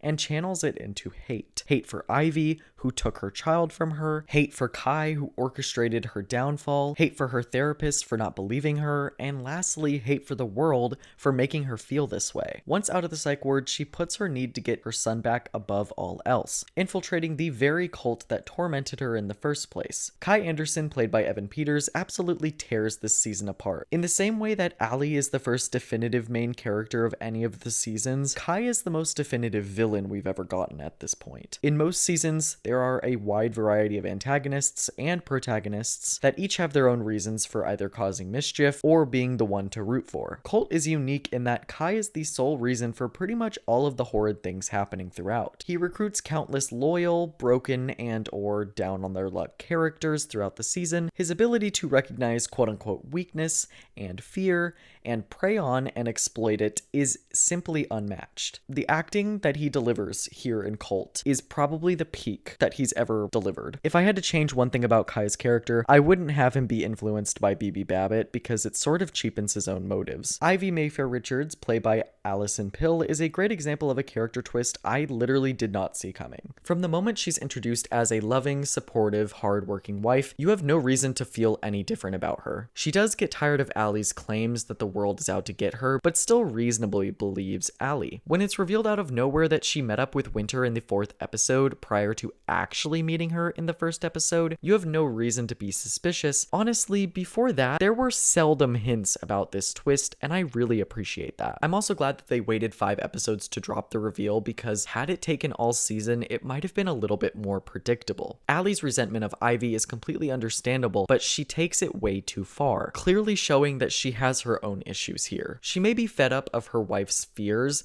but she herself joined a fucking Trump cult. That shows that she's no angel either. Despite the slightly wonky execution of explaining this twist, we eventually get a scene in episode 5 when Ivy is having a conversation with Kai about her marital issues, and I really do enjoy that scene. And I enjoy the twist overall, because what else could they have done between Ivy and Allie that hadn't already been done before? You know, like, was Allie just gonna keep getting more and more and more scared, and Ivy was just gonna get more and more fed up? They had really kind of told that story, so there definitely had to have been more to it. I don't know, I really like the way the twist was done. Also, side note, Allison Pill is such an underrated actress, and I would love to see her return to the franchise someday. Winter Anderson, played by Billie Lourd, is Kai's monotone sister who seduces Ivy to get her to join the cult. I wish they had spent more time fleshing out her reasons for staying with Kai, because all we get is that they're siblings and she's like low-key scared of him. If she was so scared of him, why did she want to recruit random people off the street to join? Obviously that's her brother and she probably loves him to a degree, but if you're like terrified of your brother who is a Trump supporter, why are you going out of your way to recruit people? Rudy, played by Cheyenne Jackson, is yet another boring, unneeded main character. When I say this man does nothing but talk to Allie about her problems and then get killed by Kai, I mean it. And the worst part about this whole thing is that there's a twist about him being Kai's brother, which is just kind of a waste, because not too long after we learn this, Kai just kills him. So there's literally, it's just like a shock value twist. Beverly Hope, played by Adina Porter, is another standout this season. I'm so glad they decided to give us an inside look into what can happen when somebody is at the lowest they've ever been and can be easily manipulated, because that is a actual common thing with people who join cults. Typically they are lost or bullied or outcasts of some kind who are down on their luck, and Beverly is kind of all of those things. In this situation, Beverly thinks that she's in charge of making things happen. She believes that Kai and her are partners and that they will eventually lead this cult together. You know, Beverly, she did do things that she shouldn't have done. And she's not a perfect person whatsoever, but she knew early on, before some of the others, that Kai was taking things too far. Beverly's breakdown an episode or 2 before the finale always stuck out to me. You can just tell that she really did not want things to go this far. Kai manipulated something inside of her and gave her a chance to kill those who had embarrassed and belittled her. That's basically all she wanted. And once things started to go, you know, a little bit out of pocket and like too far for her, she kind of lost it. The ratings of Cult were, like previous seasons, slightly mixed. The season received a 73% on Rotten Tomatoes, which marks the second worst score behind Murder House. Cult also reached an average IMDb episode rating of only 7.2, which sets the new low record for American Horror Story, at least up until this point. The average viewership of the season amounted to 2.2 million weekly viewers, which is down 700,000 viewers from Roanoke. Personally, as I stated before, Cult is a really underrated season in my opinion. It's definitely not perfect. It has its flaws, okay? I gave the episodes an average of 8.7 out of 10, which seems slightly high. Like, I think I would boot that down to almost an 8 if I was, like, you know, rating it based off of my enjoyment. It's not a bad season. My least favorite episode of the season was probably the opener, Election Night, because of its focus on politics and the cheesy dated jokes about the state of the country in 2016. Or I could also say that the 7th episode, titled Valerie Solanas almost died for your sins, scumbag, as well, because that episode is just so boring. Like, the entire episode is just flashbacks of Lena Dunham going insane, and I just don't care. My favorite episode of the season is definitely the 6th episode, titled Midwestern Assassin. That episode is absolutely fantastic. The quicker pace of this episode was definitely needed at this point. It had started to feel a bit too expository. Jesus Christ. Oh, let's do it! Mallory, come here and stick your finger down my throat!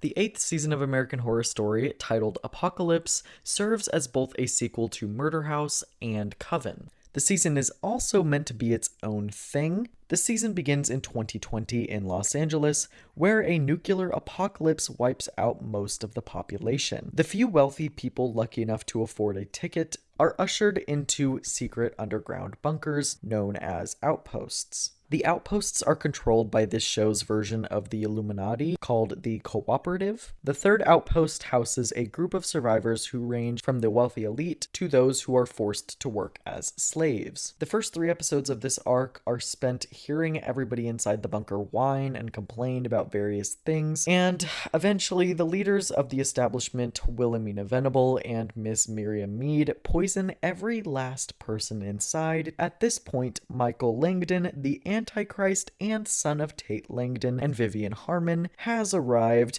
and promised to bring a chosen few to a new and improved bunker. Now all grown up, Michael is sent by the Cooperative to assess who among the survivors is worthy of being saved and brought to a supposed sanctuary. After everybody but Michael is poisoned, Michael reveals that Mead is a robot that he programmed. The story then completely pivots, panning to the witches from Coven, rising from the dead. The witches arrive at the bunker and resurrect all of the dead witches. We then flash back a few years and the season goes completely insane. So before the apocalypse, the witches resurrected Queenie, Madison, and Misty Day from Coven, along with the help of Michael, who at this time is being trained by a gaggle of warlocks. Madison is eventually sent to the murder house to gather intel on Michael, and there's just fan service galore. Everywhere you turn, there's fan service going on, and nothing really makes sense or carries over from the previous seasons, but we'll get into that. Eventually, the witches learn that Michael is the Antichrist, and in the years that follow, the witches prepare for Michael's apocalypse, which they know about thanks to Cordelia's visions. The witches have decided that Mallory is the one who is fit to become the next Supreme. The witches discover a new witch named Mallory, who shows incredible promise, as she is likely the new Supreme. Back in the present, Mallory uses a time travel spell to kill Michael in 2015, which completely undoes the entire season and restarts basically everything from 2015 forward, at least related to Apocalypse. Despite Michael's death in the new timeline, another Antichrist is found by the Satanic Church. I've spoken at length in the past about how this season was truly a huge misstep for the franchise. While I already had a bone to pick with Roanoke, I don't think that season could have ever been as poorly paced and convoluted as Apocalypse was. It also doesn't help that Apocalypse completely ruins all of the characters it reuses from past seasons. Outside of maybe Cordelia, Madison, every character they reuse, especially from Murder House, is rewritten, and all of their arcs mean nothing. Zoe and Queenie are unceremoniously demoted to guest stars this season, and Marie Laveau shows up for like 30 seconds before being killed by Michael again. This inherently just feels so fan servicey and bad. The Murder House characters like Vivian, Violet, and Tate are butchered as well. You mean to tell me that Vivian's arc at the end of Murder House of coming to love Ben through death, despite his vile flaws, means absolutely nothing now because they are broken up. And Violet is now even more depressed than she was in Murder House because she's no longer with Tate when she was happy with her family in the finale of season 1. Okay, so we're centering her character around Tate now. Interesting. And the most egregious example of this, they are now trying to make Tate a good guy, despite the fact that he raped Vivian, killed a bunch of kids at his high school, and brought about the Antichrist. And also lied to Violet about her being a ghost and all that. But like, that's just like surface level shit. Constance and Moira are great as usual. They don't really backtrack a whole lot on either of those characters, which I enjoy because they are two of the best characters of that season. But I don't know, this season just feels so mindless, and like I'm not trying to say that like everything that is fan service is bad, but it's just like, I don't know, it feels cheap to me. And I don't know, you can call me whatever you want to for having that opinion. I don't care. There are apocalypse lovers out there, all 15 of you. I feel like this season is literally just like the writers being like, oh my god, do you remember this character? Oh my god, do you remember this character? Oh my god, when this character did this, oh my gosh, let's like redo that and like have them say the same thing. Oh my god, like what if these two characters like got together? It's just fan fiction. Like that whole thing was written on Archive of Our Own. Cordelia, played by Sarah Paulson, is handled pretty well this season. I look at her and I see the Coven version of the character well enough. Her arc about passing the torch to Mallory was good, and her willingness to sacrifice herself does kind of make me emotional, despite how little time there was for me to care about it. I know I said this already, but the season would have benefited greatly if the witches had a reduced role, because with this many characters, the season just feels bloated as all hell. Cordelia is a great character, and I'm glad that she was done pretty well here, because much of the second half of the season focuses on her and the other witches. Madison, played by Emma Roberts, is pretty much the same old Madison from Coven, just with a redemption arc that isn't backtracked on like last time. Madison says she wants to do better, so she does better. I will say that it is really weird that she's a main character here, as in like she's a part of the starring cast, and Zoe and Queenie are not. Overall, liked Madison. I just wish that the witches weren't so prominent. Wilhelmina Venable, also played by Sarah Paulson, feels slightly dull and underdeveloped this season.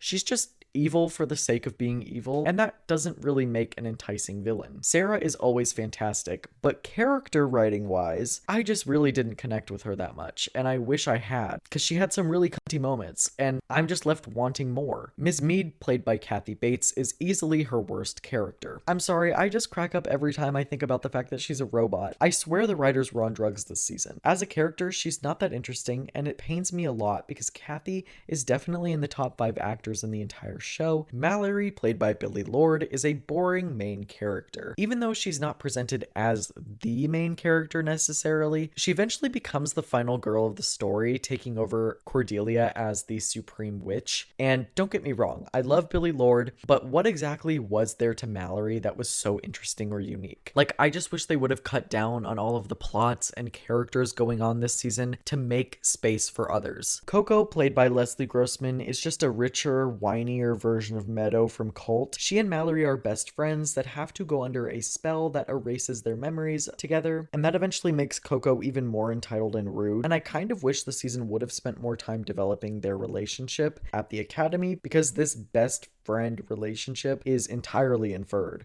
besides like a couple of scenes. Gallant, played by Evan Peters, is one big gay stereotype that I really did not care for, to be honest. Dinah Stevens, played by Adina Porter, is easily her weakest and most underwritten role. Dinah is a talk show host who is in the bunker because she's rich. Eventually, it's revealed that she's a voodoo witch and teamed with Michael to kill a number of the witches to secure her spot in the outpost, and that's about all there is to her character. There's just like hardly any lead up to it. Like, she disappears for like 5 episodes and then she comes back and she's evil. In the finale, she's killed by Marie, who makes an underwhelming return, and I never really cared for Dinah Stevens, if I'm being honest with you. I love Adina Porter. And finally, we have Michael Langdon, played by Cody Fern. Michael is one of this season's saving graces.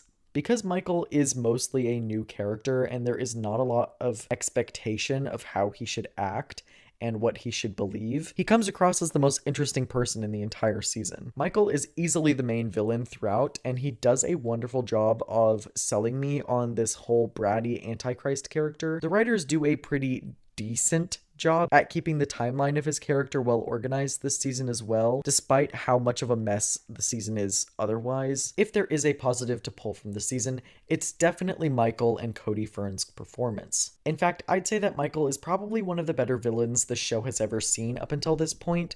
Like, you can't get much more evil than the literal Antichrist. The ratings of Apocalypse were for some reason really positive, ? The season somehow received a 79% on Rotten Tomatoes. No shade, but it really doesn't deserve that. Apocalypse also received an average IMDb episode rating of 7.9 out of 10, which again, what are we doing here? I'm sure the fan service just worked on a lot of people and they just took this season as it was, which, yeah, I mean, I guess if you're just a casual casual viewer, it's enjoyable, but like as a piece of media, when you compare it to the other seasons, it's trash. The average viewership of the season amounted to 2.1 million weekly viewers, which at the time was a new low for the series. Justifiably so. I gave the episodes an average of 6.6 out of 10. My least favorite episode of the season was probably the 8th episode, and I don't know how to pronounce the title of this episode. This episode was just bad, okay? I just don't care to learn about how Michael was corrupted by the Satanists. My favorite episode of the season is likely the 6th episode titled Return to Murder House, which I'll say is nothing really more than a 7 out of 10 because there's just so much useless fan service packed in. And every single character in that episode feels like they have some kind of regression going on as far as their arc goes, like Tate being completely different version of the character and being quote unquote good suddenly. Anyway, I did like the episode. It was fine. I enjoyed Jessica Lange's monologues throughout, so that's why it's my favorite. You expect us to be celibate all summer? Well, I'm not banning self-abuse, although every stroke soils your soul, but how could I ever enforce it? I am aware of the decadence of our era. Women's underwear that shows the buttocks. Pornography in your own home. Van Halen.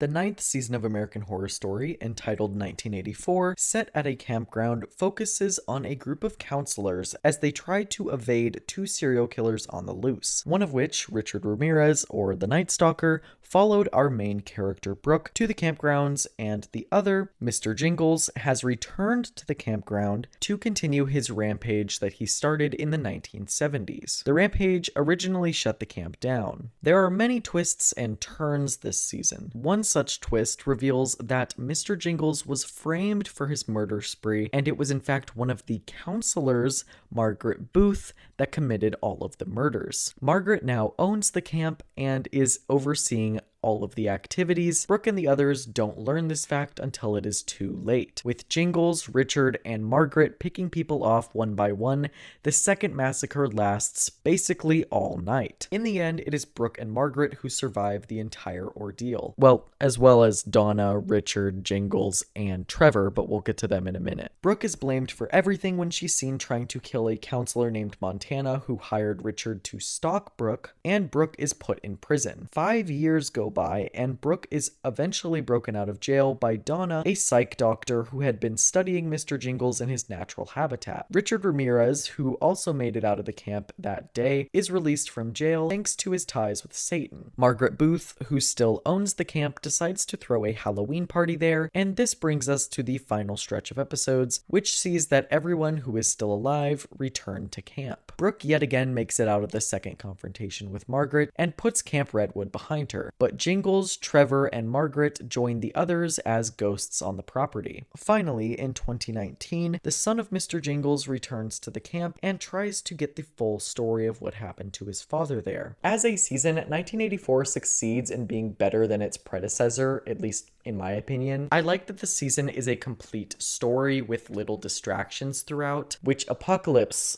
was full of. This season definitely has too many characters and tries to pull off the "I bet you didn't know this character was evil all along" trope a little bit too often, but other than that, 1984 is pretty solid. I connect to a number of the characters, and I had fun with their performances overall. One of the main problems of the season is that visually, it just feels so cheap. That plus a slight lack of the usual AHS star power, and the season leaves me with a lot to be desired. As far as the entertainment value of the season goes, though, it's pretty entertaining, so I'll give it that. The other issues I have with this season are its writing. Say what you will, but this season's inclusion of Richard Ramirez is stupid. The way they sensationalize him and put him on a pedestal is honestly fucking abhorrent and foul. I just can't get past the fact that Richard is, one, in this season to begin with, to pad out the cast with more killers, and two, is written to have died on the property over and over and over again by the end of the season, when canonically,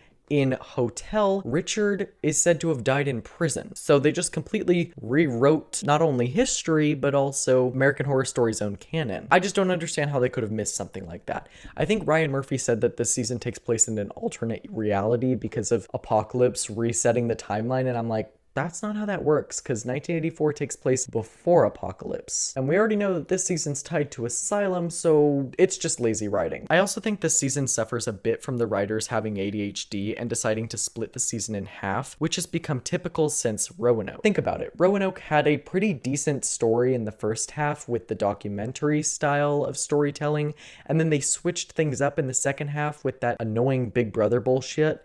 And then Apocalypse suffered from the same issue where in the beginning, like 3 or 4 episodes, we were in that bunker, and then suddenly we are with the witches, and then we're in the murder house and the hotel, and then it goes to shit after that. 1984 suffers from the same problem, although not quite as severe as those other two, because we're still focused on the camp and the same characters. I will have to say, similarly to Roanoke, I wish this season was only like 5 episodes, because those first 5 episodes of 1984 are amazing. And it's not until like episodes 6 to 9 that I get a little bit disinterested in the season, and that's because of the time jump. This season is quite obviously inspired by 80s slasher flicks like Nightmare on Elm Street and Friday the 13th. An interesting and fresh idea for the show, as it hadn't really dabbled in slashers up until this point. I understand why people are such huge fans of this season, but slashers have honestly never really been my thing. I much prefer psychological thrillers, like I said earlier, and just things that have a bit of a slower pace to them. And, you know, there can be action. Obviously, I want action to be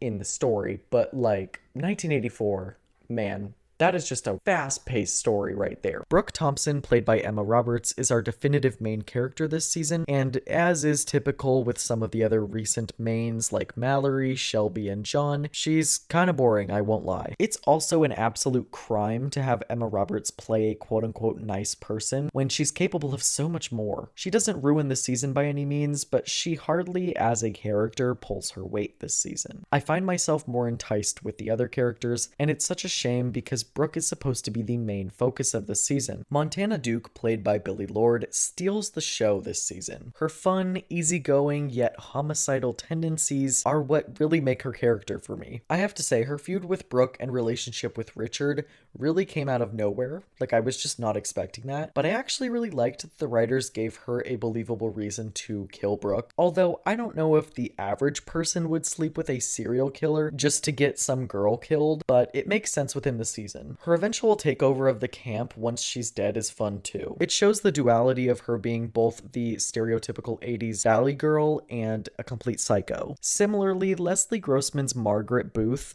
is the shining star of this season. From the get-go, her religious ramblings are hilarious, and she's probably the funniest American Horror Story character since Myrtle Snow, at least in my opinion. Leslie Grossman is literally at the top of her game with this role. The costume, the wig, the holier-than-thou attitude, even the twist of her being the killer feels so in character for her. Her psychotically murdering many of the counselors isn't something I had to rationalize like some of the other surprise villains this season, because you really get the creeps from her on many occasions, and the latter half of the season is absolutely saved by this diva for me. I'm not a huge fan of the last couple episodes, but if there is a saving grace, it's her. She gets to be even more of a basket case in that half of the season when she is upgraded to an A-list celebrity. Her ordering Leslie Jordan's character around really had me guffawing for minutes at a time. I don't have much to say about Xavier, played by Cody Fern, because his main storyline revolves around him being a gay-for-pay adult actor and the shame that he has surrounding it, and it's resolved within like an episode. And after that happens, he's just another body to kill this season, and it goes to show how bloated these later seasons are.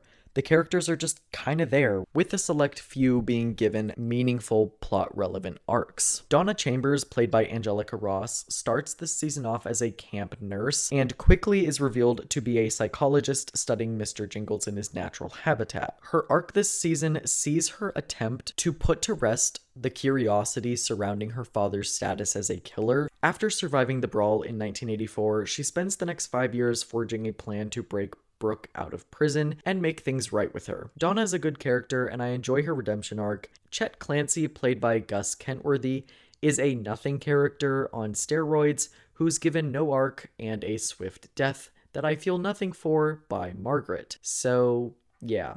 Moving on, I've already made my thoughts on Richard Ramirez, played by Zach Villa, known, so I'm just gonna skip him, but just know I fucking hate that dude and his inclusion because the story just really did not need him. Matthew Morrison's Trevor is a gymnast whose only trait is the size of his you-know-what. He is yet again just another body to be killed this season. Maybe with more time this season would have had better characters because some of them are just downright iconic and the other ones are just reduced to the size of their penis. Mr. Jingles, played by John Carroll Lynch, is one of those iconic characters this season. He manages to have so much depth on top of his look. Despite being framed for all the murders in the 70s, Jingles, real name Benjamin Richter, has blocked all of that out and genuinely believes that he's responsible for it. This means that when he's broken out of the mental ward and wreaks havoc on the camp, he only just then becomes a killer. This eventually sets him on a path of redemption. Lynch's ability to flip from being a scary knife-wielding phantom to a soft and bubbly giant is very cool to see, considering a lot of the characters this season don't really change that much. The ratings of this season were really positive for American Horror Story. The season received an astonishing 88% on Rotten Tomatoes, which set a new record, beating out Coven's 85%. 1984 also received an IMDb average episode rating of 7.8 out of 10, followed by an average viewership of 1.31 million. Personally, I gave the episodes an average of 8.5 out of 10, which was a much needed improvement over Apocalypse for me. My least favorite episode of the season is probably the 6th, which is ironically the 100th episode of the show overall. I dislike the episode because of its strange pace and the fact that it just doesn't feel like it should be the 100th episode. My favorite episode of the season is probably the first, titled Camp Redwood, which is extremely fun and terrifying at the same time. Get the fuck out of here, fucker! Out of this town! They're gonna munch on your balls! All right, Karen. That's enough crazy for one day. Go fuck yourself, motherfucker! Get out of this town! Get out!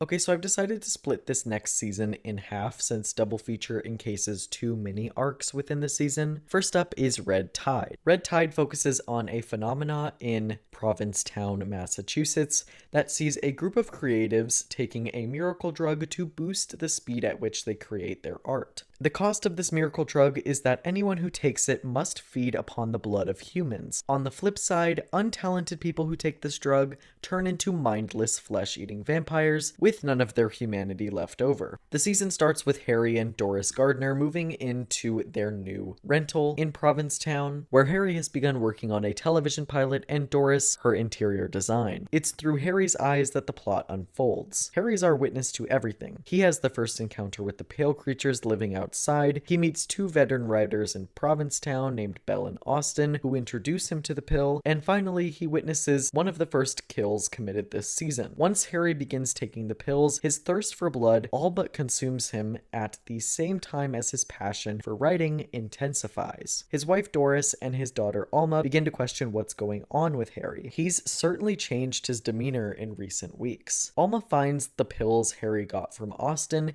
and tries to blackmail her own father into letting her have some in order for her to master the violin easier. The season goes on to introduce us to characters like Harry's agent and manager, Ursula, and the chemist, who was the one to create the little black pill. Ursula visits P-Town and figures out pretty quickly what's going on, eventually contacting the chemist to try and get the inside scoop on how it's even made, so she can mass produce it for her own clients. Eventually, these two team up and take down the creatives in town one by one, adopting Harry's prodigy daughter Alma in the process. The season ends with the duo having distributed the drug to all of Los Angeles, causing a city-wide crisis. Oh boy, did this season have potential. I swear American Horror Story has not been this good since Freak Show or Hotel. Not only does this season have fantastic characters, which all had clearly defined personalities and character traits, but it actually has an engaging plot and overarching story. Until the last episode, but we'll get to that. This season actually manages to feel like classic American Horror Story, which at this point had felt all too unfamiliar. The season's reliance on a slower pace is a welcomed surprise for me,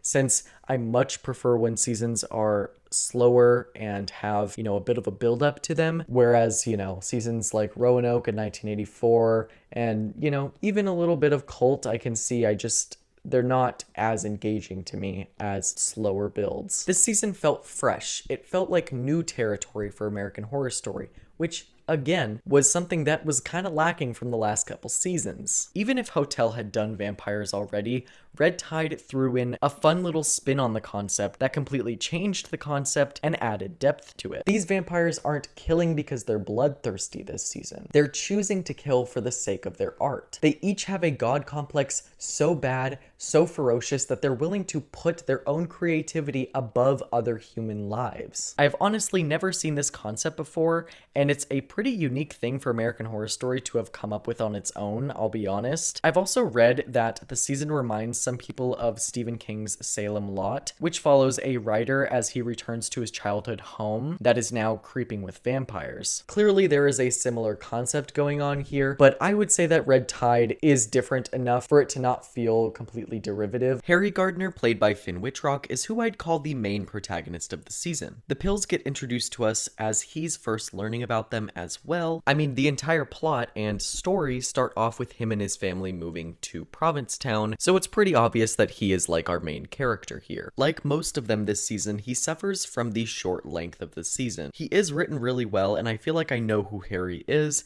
I just wish that there was a longer story here that he could have had more of an impactful arc in. His actual arc of turning more and more deranged and self-centered as the season goes on is a little rushed, but it makes sense considering the season's premise and the pill's side effects. Like I said, I just wish it was longer so that we could have taken our time with it. Doris Gardner, played by Lily Rabe, is a highlight of the season for me. Doris reminds me a lot of Shelby Miller from Roanoke, but there are slight differences between the two. For one, Doris is a mother, and for two, Doris doesn't absolutely bug the shit out of me. One of Doris's main things is that she's scared that Lyme disease will take over her and her family, which is just like hilarious because there's hardly been any reason to believe that, and also there's just no consequence for that. Like, you think it's going to be foreshadowing, but then it never actually turns up in the season, so it's just a cute little character quirk at that point. Doris is an interior designer and lacks the ability to call herself talented, and that's about all there is with her character outside of the Lyme disease thing and like the protective mother thing. I mean, I still enjoyed Doris's inclusion. Like, Lily Rabe, you can't go wrong with Lily Rabe. She is fantastic. I don't like how she gets relegated to showing us what happens when an untalented person takes the pill. Like, that's really her main purpose this season when it's all said and done. I am endeared to her based on the fact that her husband and daughter are absolutely terrible to her though, so there's that. Karen, played by Sarah Paulson, is what you'd get if you mixed Sally from Hotel and Allie from Cult, just on cocaine. Sarah's performance is, as usual, fantastic, and I genuinely wish she was given more screen time because what we do get to learn about her is extremely heartbreaking. I wanted to see her upbringing. Did she always do drugs? Was she always aware of the vampires? How did she first figure that out? These are the kinds of questions that we would have had answers to if the season was 10 or 11 episodes. And Karen feels slightly misused this season by the end of it. Her death is all the more tragic than the life that she lived, where she was constantly terrified of the monsters that surrounded her. I just wish that the writers hadn't done this, because the season just moves on from it like it's nothing, and I was left wanting more. Ursula, played by Leslie Grossman, lacks depth, but that's kind of the point, as she's supposed to be a shallow New York agent. Leslie Grossman turns in the usual sass and judgment that's become common for her characters, and I kind of feel meh about her this season, honestly. She usually steals the show for me, but here I was kind of unimpressed. Her team with the chemist, played by Angelica Ross, who is also criminally underdeveloped this season, is a decent concept, but it all kind of falls apart by the end. The chemist was literally not even given a name, and I find that sad because it just makes you wonder, like, what is she even all about? Like, she barely had a character arc, and there's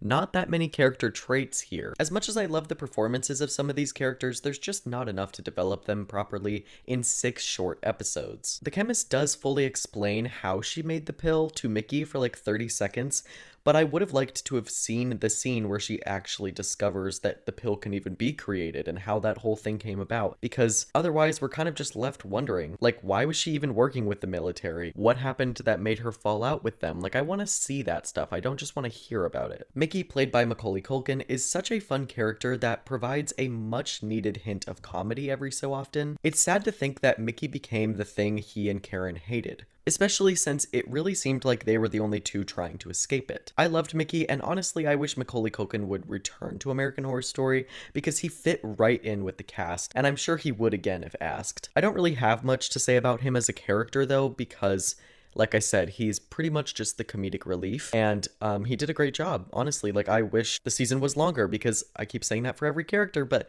you know, I want to get to know more about these characters, and we just didn't get enough time with them, despite how good they are. Alma, played by Ryan Armstrong, at her tiny little age, absolutely stole many of the scenes that she was in. This girl is definitely going somewhere because she is absolutely horrifying in the role. As far as the writing goes, I have a gripe to pick with the writers for making her kill her dad and then run off with two people she doesn't even know. Like, talk about a rushed ending, but yeah, love Alma and her sass anyways. Austin, played by Evan Peters, is just fine. I didn't care for him really at all this season, if I'm being completely honest. I don't necessarily blame Evan for this because the writers have given him much better material in the past, and he's taken it and ran with it before. Belle Noire, played by Frances Conroy, is such a great villain, you guys. She's just so goddamn good in pretty much every role she plays, though as I've said many times during this review, Belle is severely underwritten. Like, that's a diva, I will always support her, but genuinely, I really needed to see more of the evolution there, because we have that one flashback episode where it kind of goes into the reason why she turned towards the pill, and I just wish that they had had more episodes in the season. Lark, played by Billie Lourd, is a main character in name only, because she is in like 3 scenes this season. The only thing she does is reveal that she's a tattoo artist turned orthodontist in Provincetown, who regularly takes the pill and is the one who sharpens all of the teeth in town. Other than that, she has absolutely no reason to be here. And I get having side characters, but don't bill them as main characters unless they are main characters. The ratings of Red Tide were slightly mixed, considering the way the final episode went, but the first 5 episodes are genuinely considered to be really good and a return to form for American Horror Story. The season received an astonishing 80% on Rotten Tomatoes, making it the 3rd highest season overall. Red Tide's 6 episodes reached an IMDb average episode rating of 7.5 out of 10, which is a shame because if you don't include the finale, the average bumps up to 8 out of 10. The average viewership of the season amounted to 700,000 weekly viewers, which officially is the new record low, thanks to the streaming numbers. Personally, I gave this season an average of 8.8 out of 10. Man, if it was not for that finale, it would have been a near perfect season. It also just abruptly ended all the storylines that I think could have benefited from a 10-episode arc. My favorite episode of the season is the 5th episode titled Gaslight, because of how tragic both Doris and Karen's stories are. So good to see you guys. Right? The gang is back together. It's the first time we're all together since college started. Ugh, I blame myself. Why did I say yes to those stupid internships? Wasting my summers away, getting coffee for douchebag Facebook execs and congressmen with 16-year-old girlfriends. Ew. The second half of Double Feature, titled Death Valley, is definitely the worst season of American Horror Story, so I'll try to keep this brief. As if having a measly 4 episodes wasn't bad enough, this arc is split into 2 major time periods, dividing its rather large cast in 2. The first storyline takes us back to the 1950s, 60s, and 70s as the United States government attempts to make peace with aliens who have recently started abducting people across the country. Meanwhile, in 2021, 4 annoying-ass college students are abducted and spend 4 episodes getting probed and carrying their babies to term to appease the alien-human hybrids. This season ends with every major character dead or teaming with the aliens to take over the planet, and that is essentially Death Valley. Let me just start off by saying that an alien season of American Horror Story is not a bad concept on paper. In fact, I was extremely excited for this season when it was announced as the second half of Double Feature. However, in execution, the season is genuine slop. I've already made an entire video on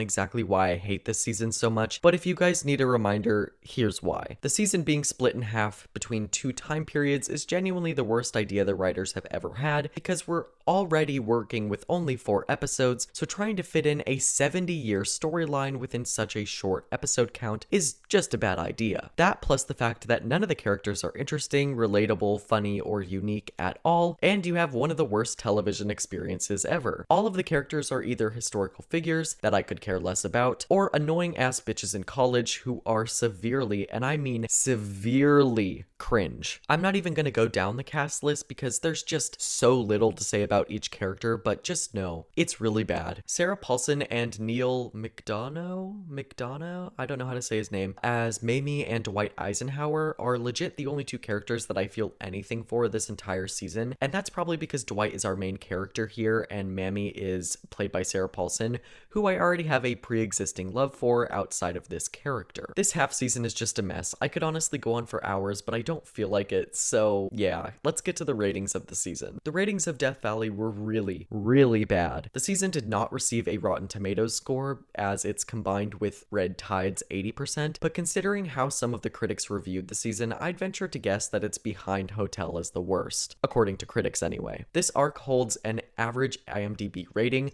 of 5.2 out of 10, which honestly feels deserved because it's like the writers didn't even try. The average viewership of the season amounted to 570,000 weekly viewers, which marks a slight downturn from the 700,000 that Red Tide amassed. Personally, I gave this half season a 3.5 out of 10, which I think is fair because I just find it so hard to sit through. The black and white shit is boring and the present day shit is annoying, so yeah. I would definitely say the last episode of the season is the worst, and I guess the first episode of the season is my favorite, even though I don't think I can really call it my favorite, you know?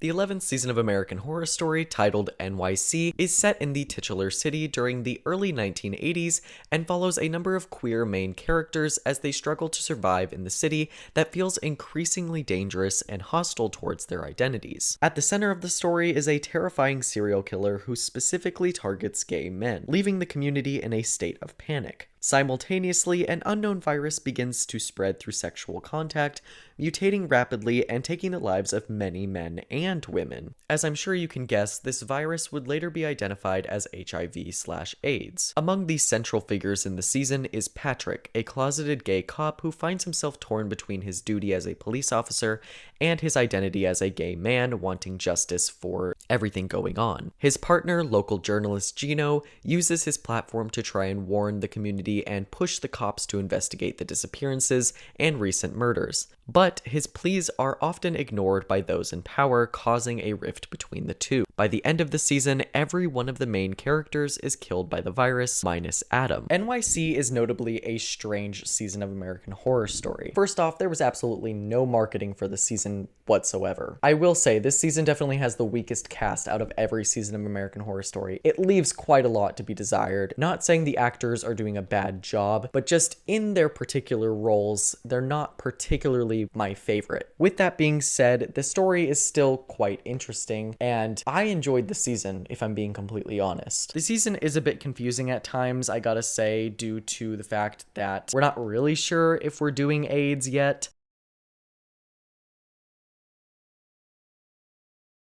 I gotta say, I also enjoy the Mr. Whiteley subplot with the killings because it feels somewhat like a classic American Horror Story with, you know, a deranged killer on the loose and all, you know, that's a classic story for American Horror Story. And I liked it. I mean, I liked the actor who portrayed him as well. And I kind of wish that they hadn't cut it short halfway through the season because I think that there could have been more to tell there. I have soured on the season quite a bit since I first watched it. It's not perfect, there's definitely a lot of issues here, but overall, I think the season gets a bad rap because it's about gay people. That's really what it is, honestly. I didn't mind this season at all. I think it's a perfectly, like, middle-of-the-road season. Gino, played by Joe Manatello, is probably the main character of the season in my personal opinion. Constantly trying to stand up for what's right when compared to some of the other characters in the season, like Patrick, who sometimes puts his reputation before social justice. I didn't mind Gino as a character. I wasn't super connected to him, though. It honestly feels really strange to see AHS dabble in having a male protagonist because the only other season that I can think of of that I would consider that being the case is Hotel with John, who also was kind of upstaged by a lot of the other flashier characters that season, but a lot of the characters in NYC aren't flashy or over the top or interesting enough to take over Gino here in this season, resulting in him being the definitive focus. Patrick, played by Russell Tovey, does have some interesting aspects to him. Despite being in the closet, you can see that he has a heaping load of sympathy and compassion for others, unlike some of his coworkers. Granted, he could do more to try and help out the community, but that runs the risk of him being outed, which when he eventually is, it is on his own accord. Overall, Patrick is a pretty straightforward gay cop who fights constantly with his boyfriend Gino, and I'm not mad about their arc throughout. Sam, played by Zachary Quinto, is a far cry from his first two roles on the show, but still an interesting character who definitely has an interesting end as well. It's hard to process what even happens to him in the finale because the episode moves on so quickly from subject to subject. Obviously, I'm aware that he does get AIDS and he dies, but his demise is ultimately shown through a series of what I'm assuming are dream sequences, and I find it kind of hard to follow at times. Adam, played by Charlie Carver, is a nothing character. You could argue that he is the main protagonist alongside Gino, like those are the two that you could argue about the most, but I honestly find Gino more interesting than Adam, so yeah. I can't say much about his character because like I said before, he's just pretty boring, and he kind of just says the right things and fights for social justice and good, but there's really nothing else there, and I just don't care about him. Like, yeah, you can have the characters say all the right things, but you have to give them a personality. Barbara, played by Leslie Grossman, is easily her worst character. I don't know what it is about Barbara that I don't connect to, but I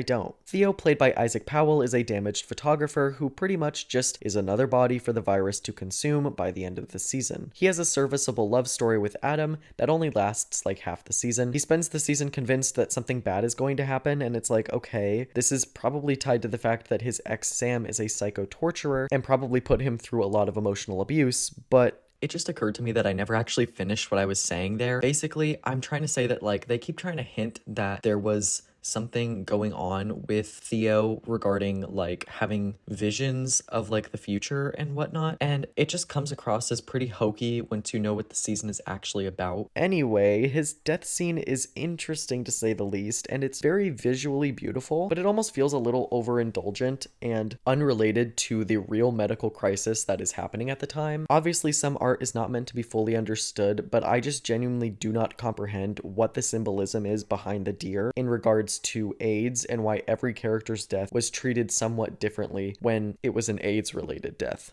Like sometimes it's Big Daddy who kills them, sometimes they join an army of deer twinks, and I'm just like, what is going on? Fran, played by Sandra Bernard, is one of the few lesbian characters of the season, and she has a quick storyline in the season where she attempts to team with Dr. Hannah to expose the US government for experimentation, before quickly transitioning into becoming a psychic out of nowhere, and then the season just forgets about her until the very end. The last couple of episodes of NYC offer little to no closure regarding the female characters, and Fran is perhaps one of the most left behind characters here. I just don't feel for her character, and I don't know why she's a main character other than the fact that she gave us a pretty interesting psychic episode. Hannah, played by Billie Lourd, is a pregnant doctor who first discovered the virus, which originally popped up in a wild buck on Fire Island. Once the virus reaches some of her homosexual patients, she leads the charge in classifying, studying, and publicizing what exactly the virus is and how it's transmitted. Eventually, she too is killed by the illness, which she acquired from her sperm donor, Adam. Kathy, played by Patti LuPone, is another character that I was left wanting more from. She basically only has like 4 or 5 scenes throughout the entire season,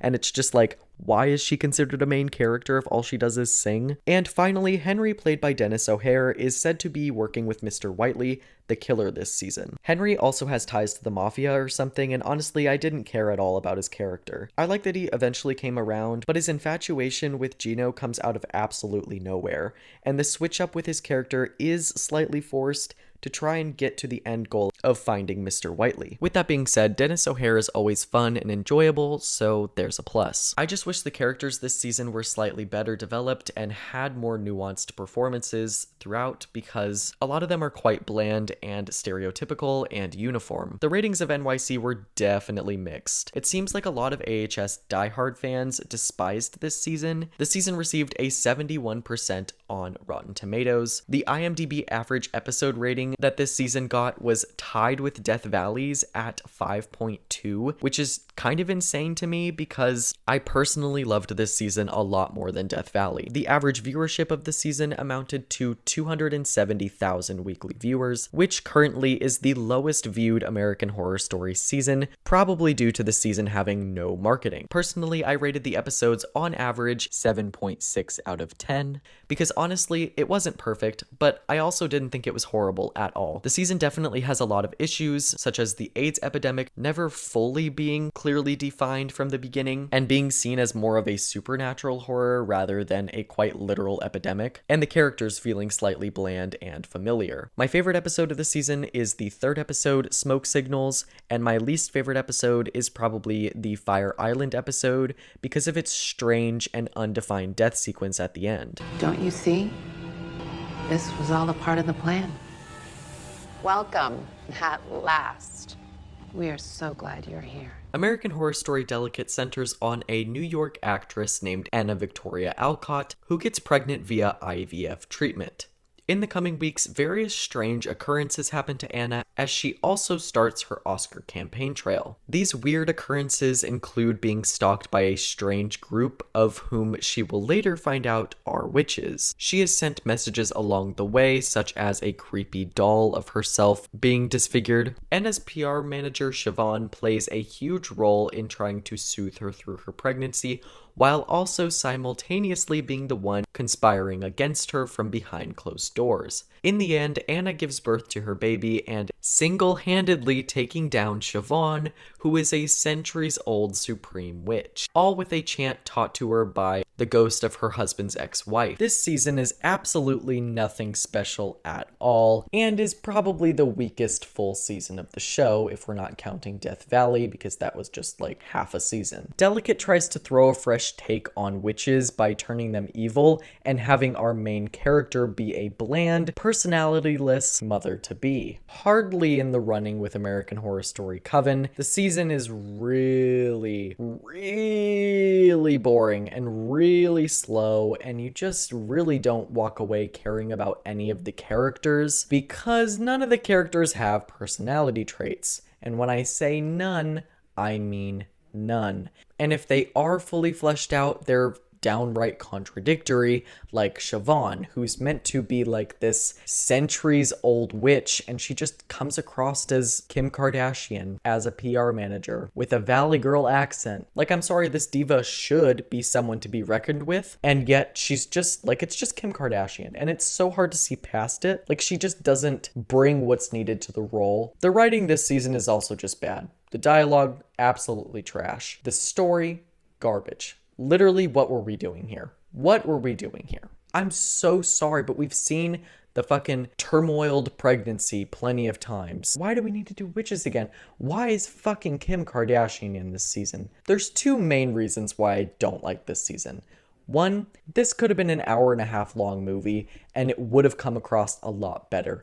Trim all that fat out. I don't care about a single thing that happens in the story either. When someone dies, I feel nothing. When Anna finds out about Siobhan being evil, I feel nothing. When the season pivots from Anna every once in a while to some other character that has no discernible character traits, I feel nothing. This season also has the problem of spelling out every little detail to you like you're a fucking 4-year-old, because it doesn't trust that you have the media literacy skills to know what the fuck is going on. And in such a bland and uneventful plot, why do we feel the need to be doing that? It's a simple fucking story. The witches are like trying to steal her baby and like doing some fucked up shit to it. You don't have to explain much further than that. The finale is just an exposition dump by Kim Kardashian. It's a fucking stupid episode. I hate this season, okay? I'm done ranting about it. Anyway, this season is clearly just a Rosemary's Baby ripoff. It also takes inspiration from Murder House, obviously, and Coven because of the witches. Anyway, let's get on into the characters. Or should I say character? Anna, played by Emma Roberts, is extremely wooden and dull and underwritten. The majority of the season is spent focusing on Anna and her pregnancy,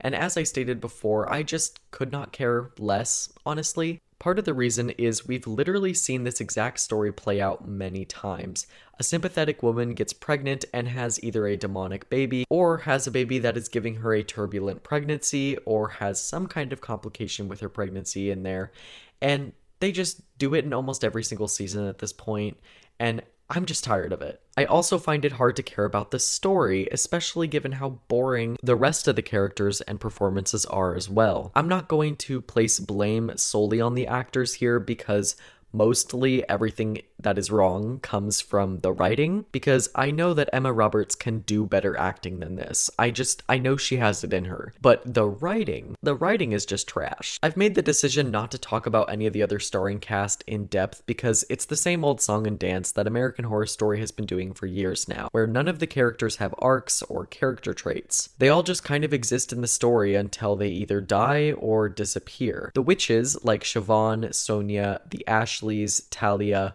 Ivy, and Nicolette, all follow the same blueprint and lack separate storylines. Since they're all working in the Coven and they all work towards the same goal, their personalities are all basically the same. It should be a crime to call all of these characters main characters because they truly are not. The only two characters I would call mains are Siobhan and Anna. If you compare this to the cast of Coven, where every character felt completely unique and hilarious and flashy and over the top and knowable in their own specific way, it's like not even a competition. If this season is meant to honor Coven and put a fresh new take on the concept of witches, it certainly did not do a good job. The ratings of Delicate were again very mixed, but slightly leaned negative. The season received an astonishing 77% on Rotten Tomatoes, which I just don't understand. Like, did we even watch the same season? Delicate also received an IMDb average episode rating of 5.3 out of 10, slightly outperforming the last two installments. The average viewership of the season amounted to 290,000 weekly viewers, slightly improving upon the NYC average, thanks to better marketing. Personally, I gave this season an average episode rating of 6.4 out of 10, which I think is a bit generous because honestly, I would probably lower it to like a 4 or a 5 if given the chance. As far as my favorite and least favorite episodes go this season, it's kind of hard because all the episodes are like 5 or 6 for me, but I would say the least offensive episode is probably the 7th episode titled Ave Hestia, because Adeline is genuinely much more of an interesting character than Anna, and she's the focus of that episode. As far as the worst episode of the season goes, I would definitely choose the finale titled The Auteur. I'm just not even going to try and explain why I hate the episode because I've already ranted enough about this goddamn show, and I think it's time that we get into the ranking portion of this video. According to the average IMDb episode rating, this is the ranking of every season of American Horror Story. If you split double feature in half, there are obviously 13 entries here. Now, personally, obviously, Asylum is my favorite season, as you can see here, and my least favorite season is Death Valley, but if I can't pick Death Valley, I will pick Delicate as the worst season because that one was just god-awful. And here is my ranking of all the seasons based on average episode rating. Again, this is just my personal opinion, and this is what I would rate the seasons if I was just rating it based on the season rather than per episode. As you can see, the only seasons that switched were Cult and Red Tide. I found that Cult was a more complete story, and that's why I've ranked it higher. By most other metrics, I would say Red Tide is more enjoyable. So yeah, this is my ranking of every season of American Horror Story. Whether or not you think American Horror Story had some kind of a fall off, it's really not hard to see how someone could come to that conclusion, specifically when you compare the first couple of seasons to where we are now. Anyway, this video was just a bunch of rambling on my part. Thank you so much for sitting through it if you did, and happy 2-year anniversary to this channel. I really did not think I would be able to come this far when I first started this channel. I really thought that the first video that I put out on American Horror Story Murder House was going to flop. And, you know, as of this filming today, August 29th, which is also the 2-year anniversary of when I filmed this video. Hey! The video reached 400,000 views, and I'm sure it's succeeded that by the time that this comes out. Like I said, I really didn't think that this was going to be possible, so thank you all so much from the bottom of my heart. I can't wait for the next 2 years, the next 5 years, however long I do this for. I hope you enjoyed the video. I will see you guys in the next one. Bye!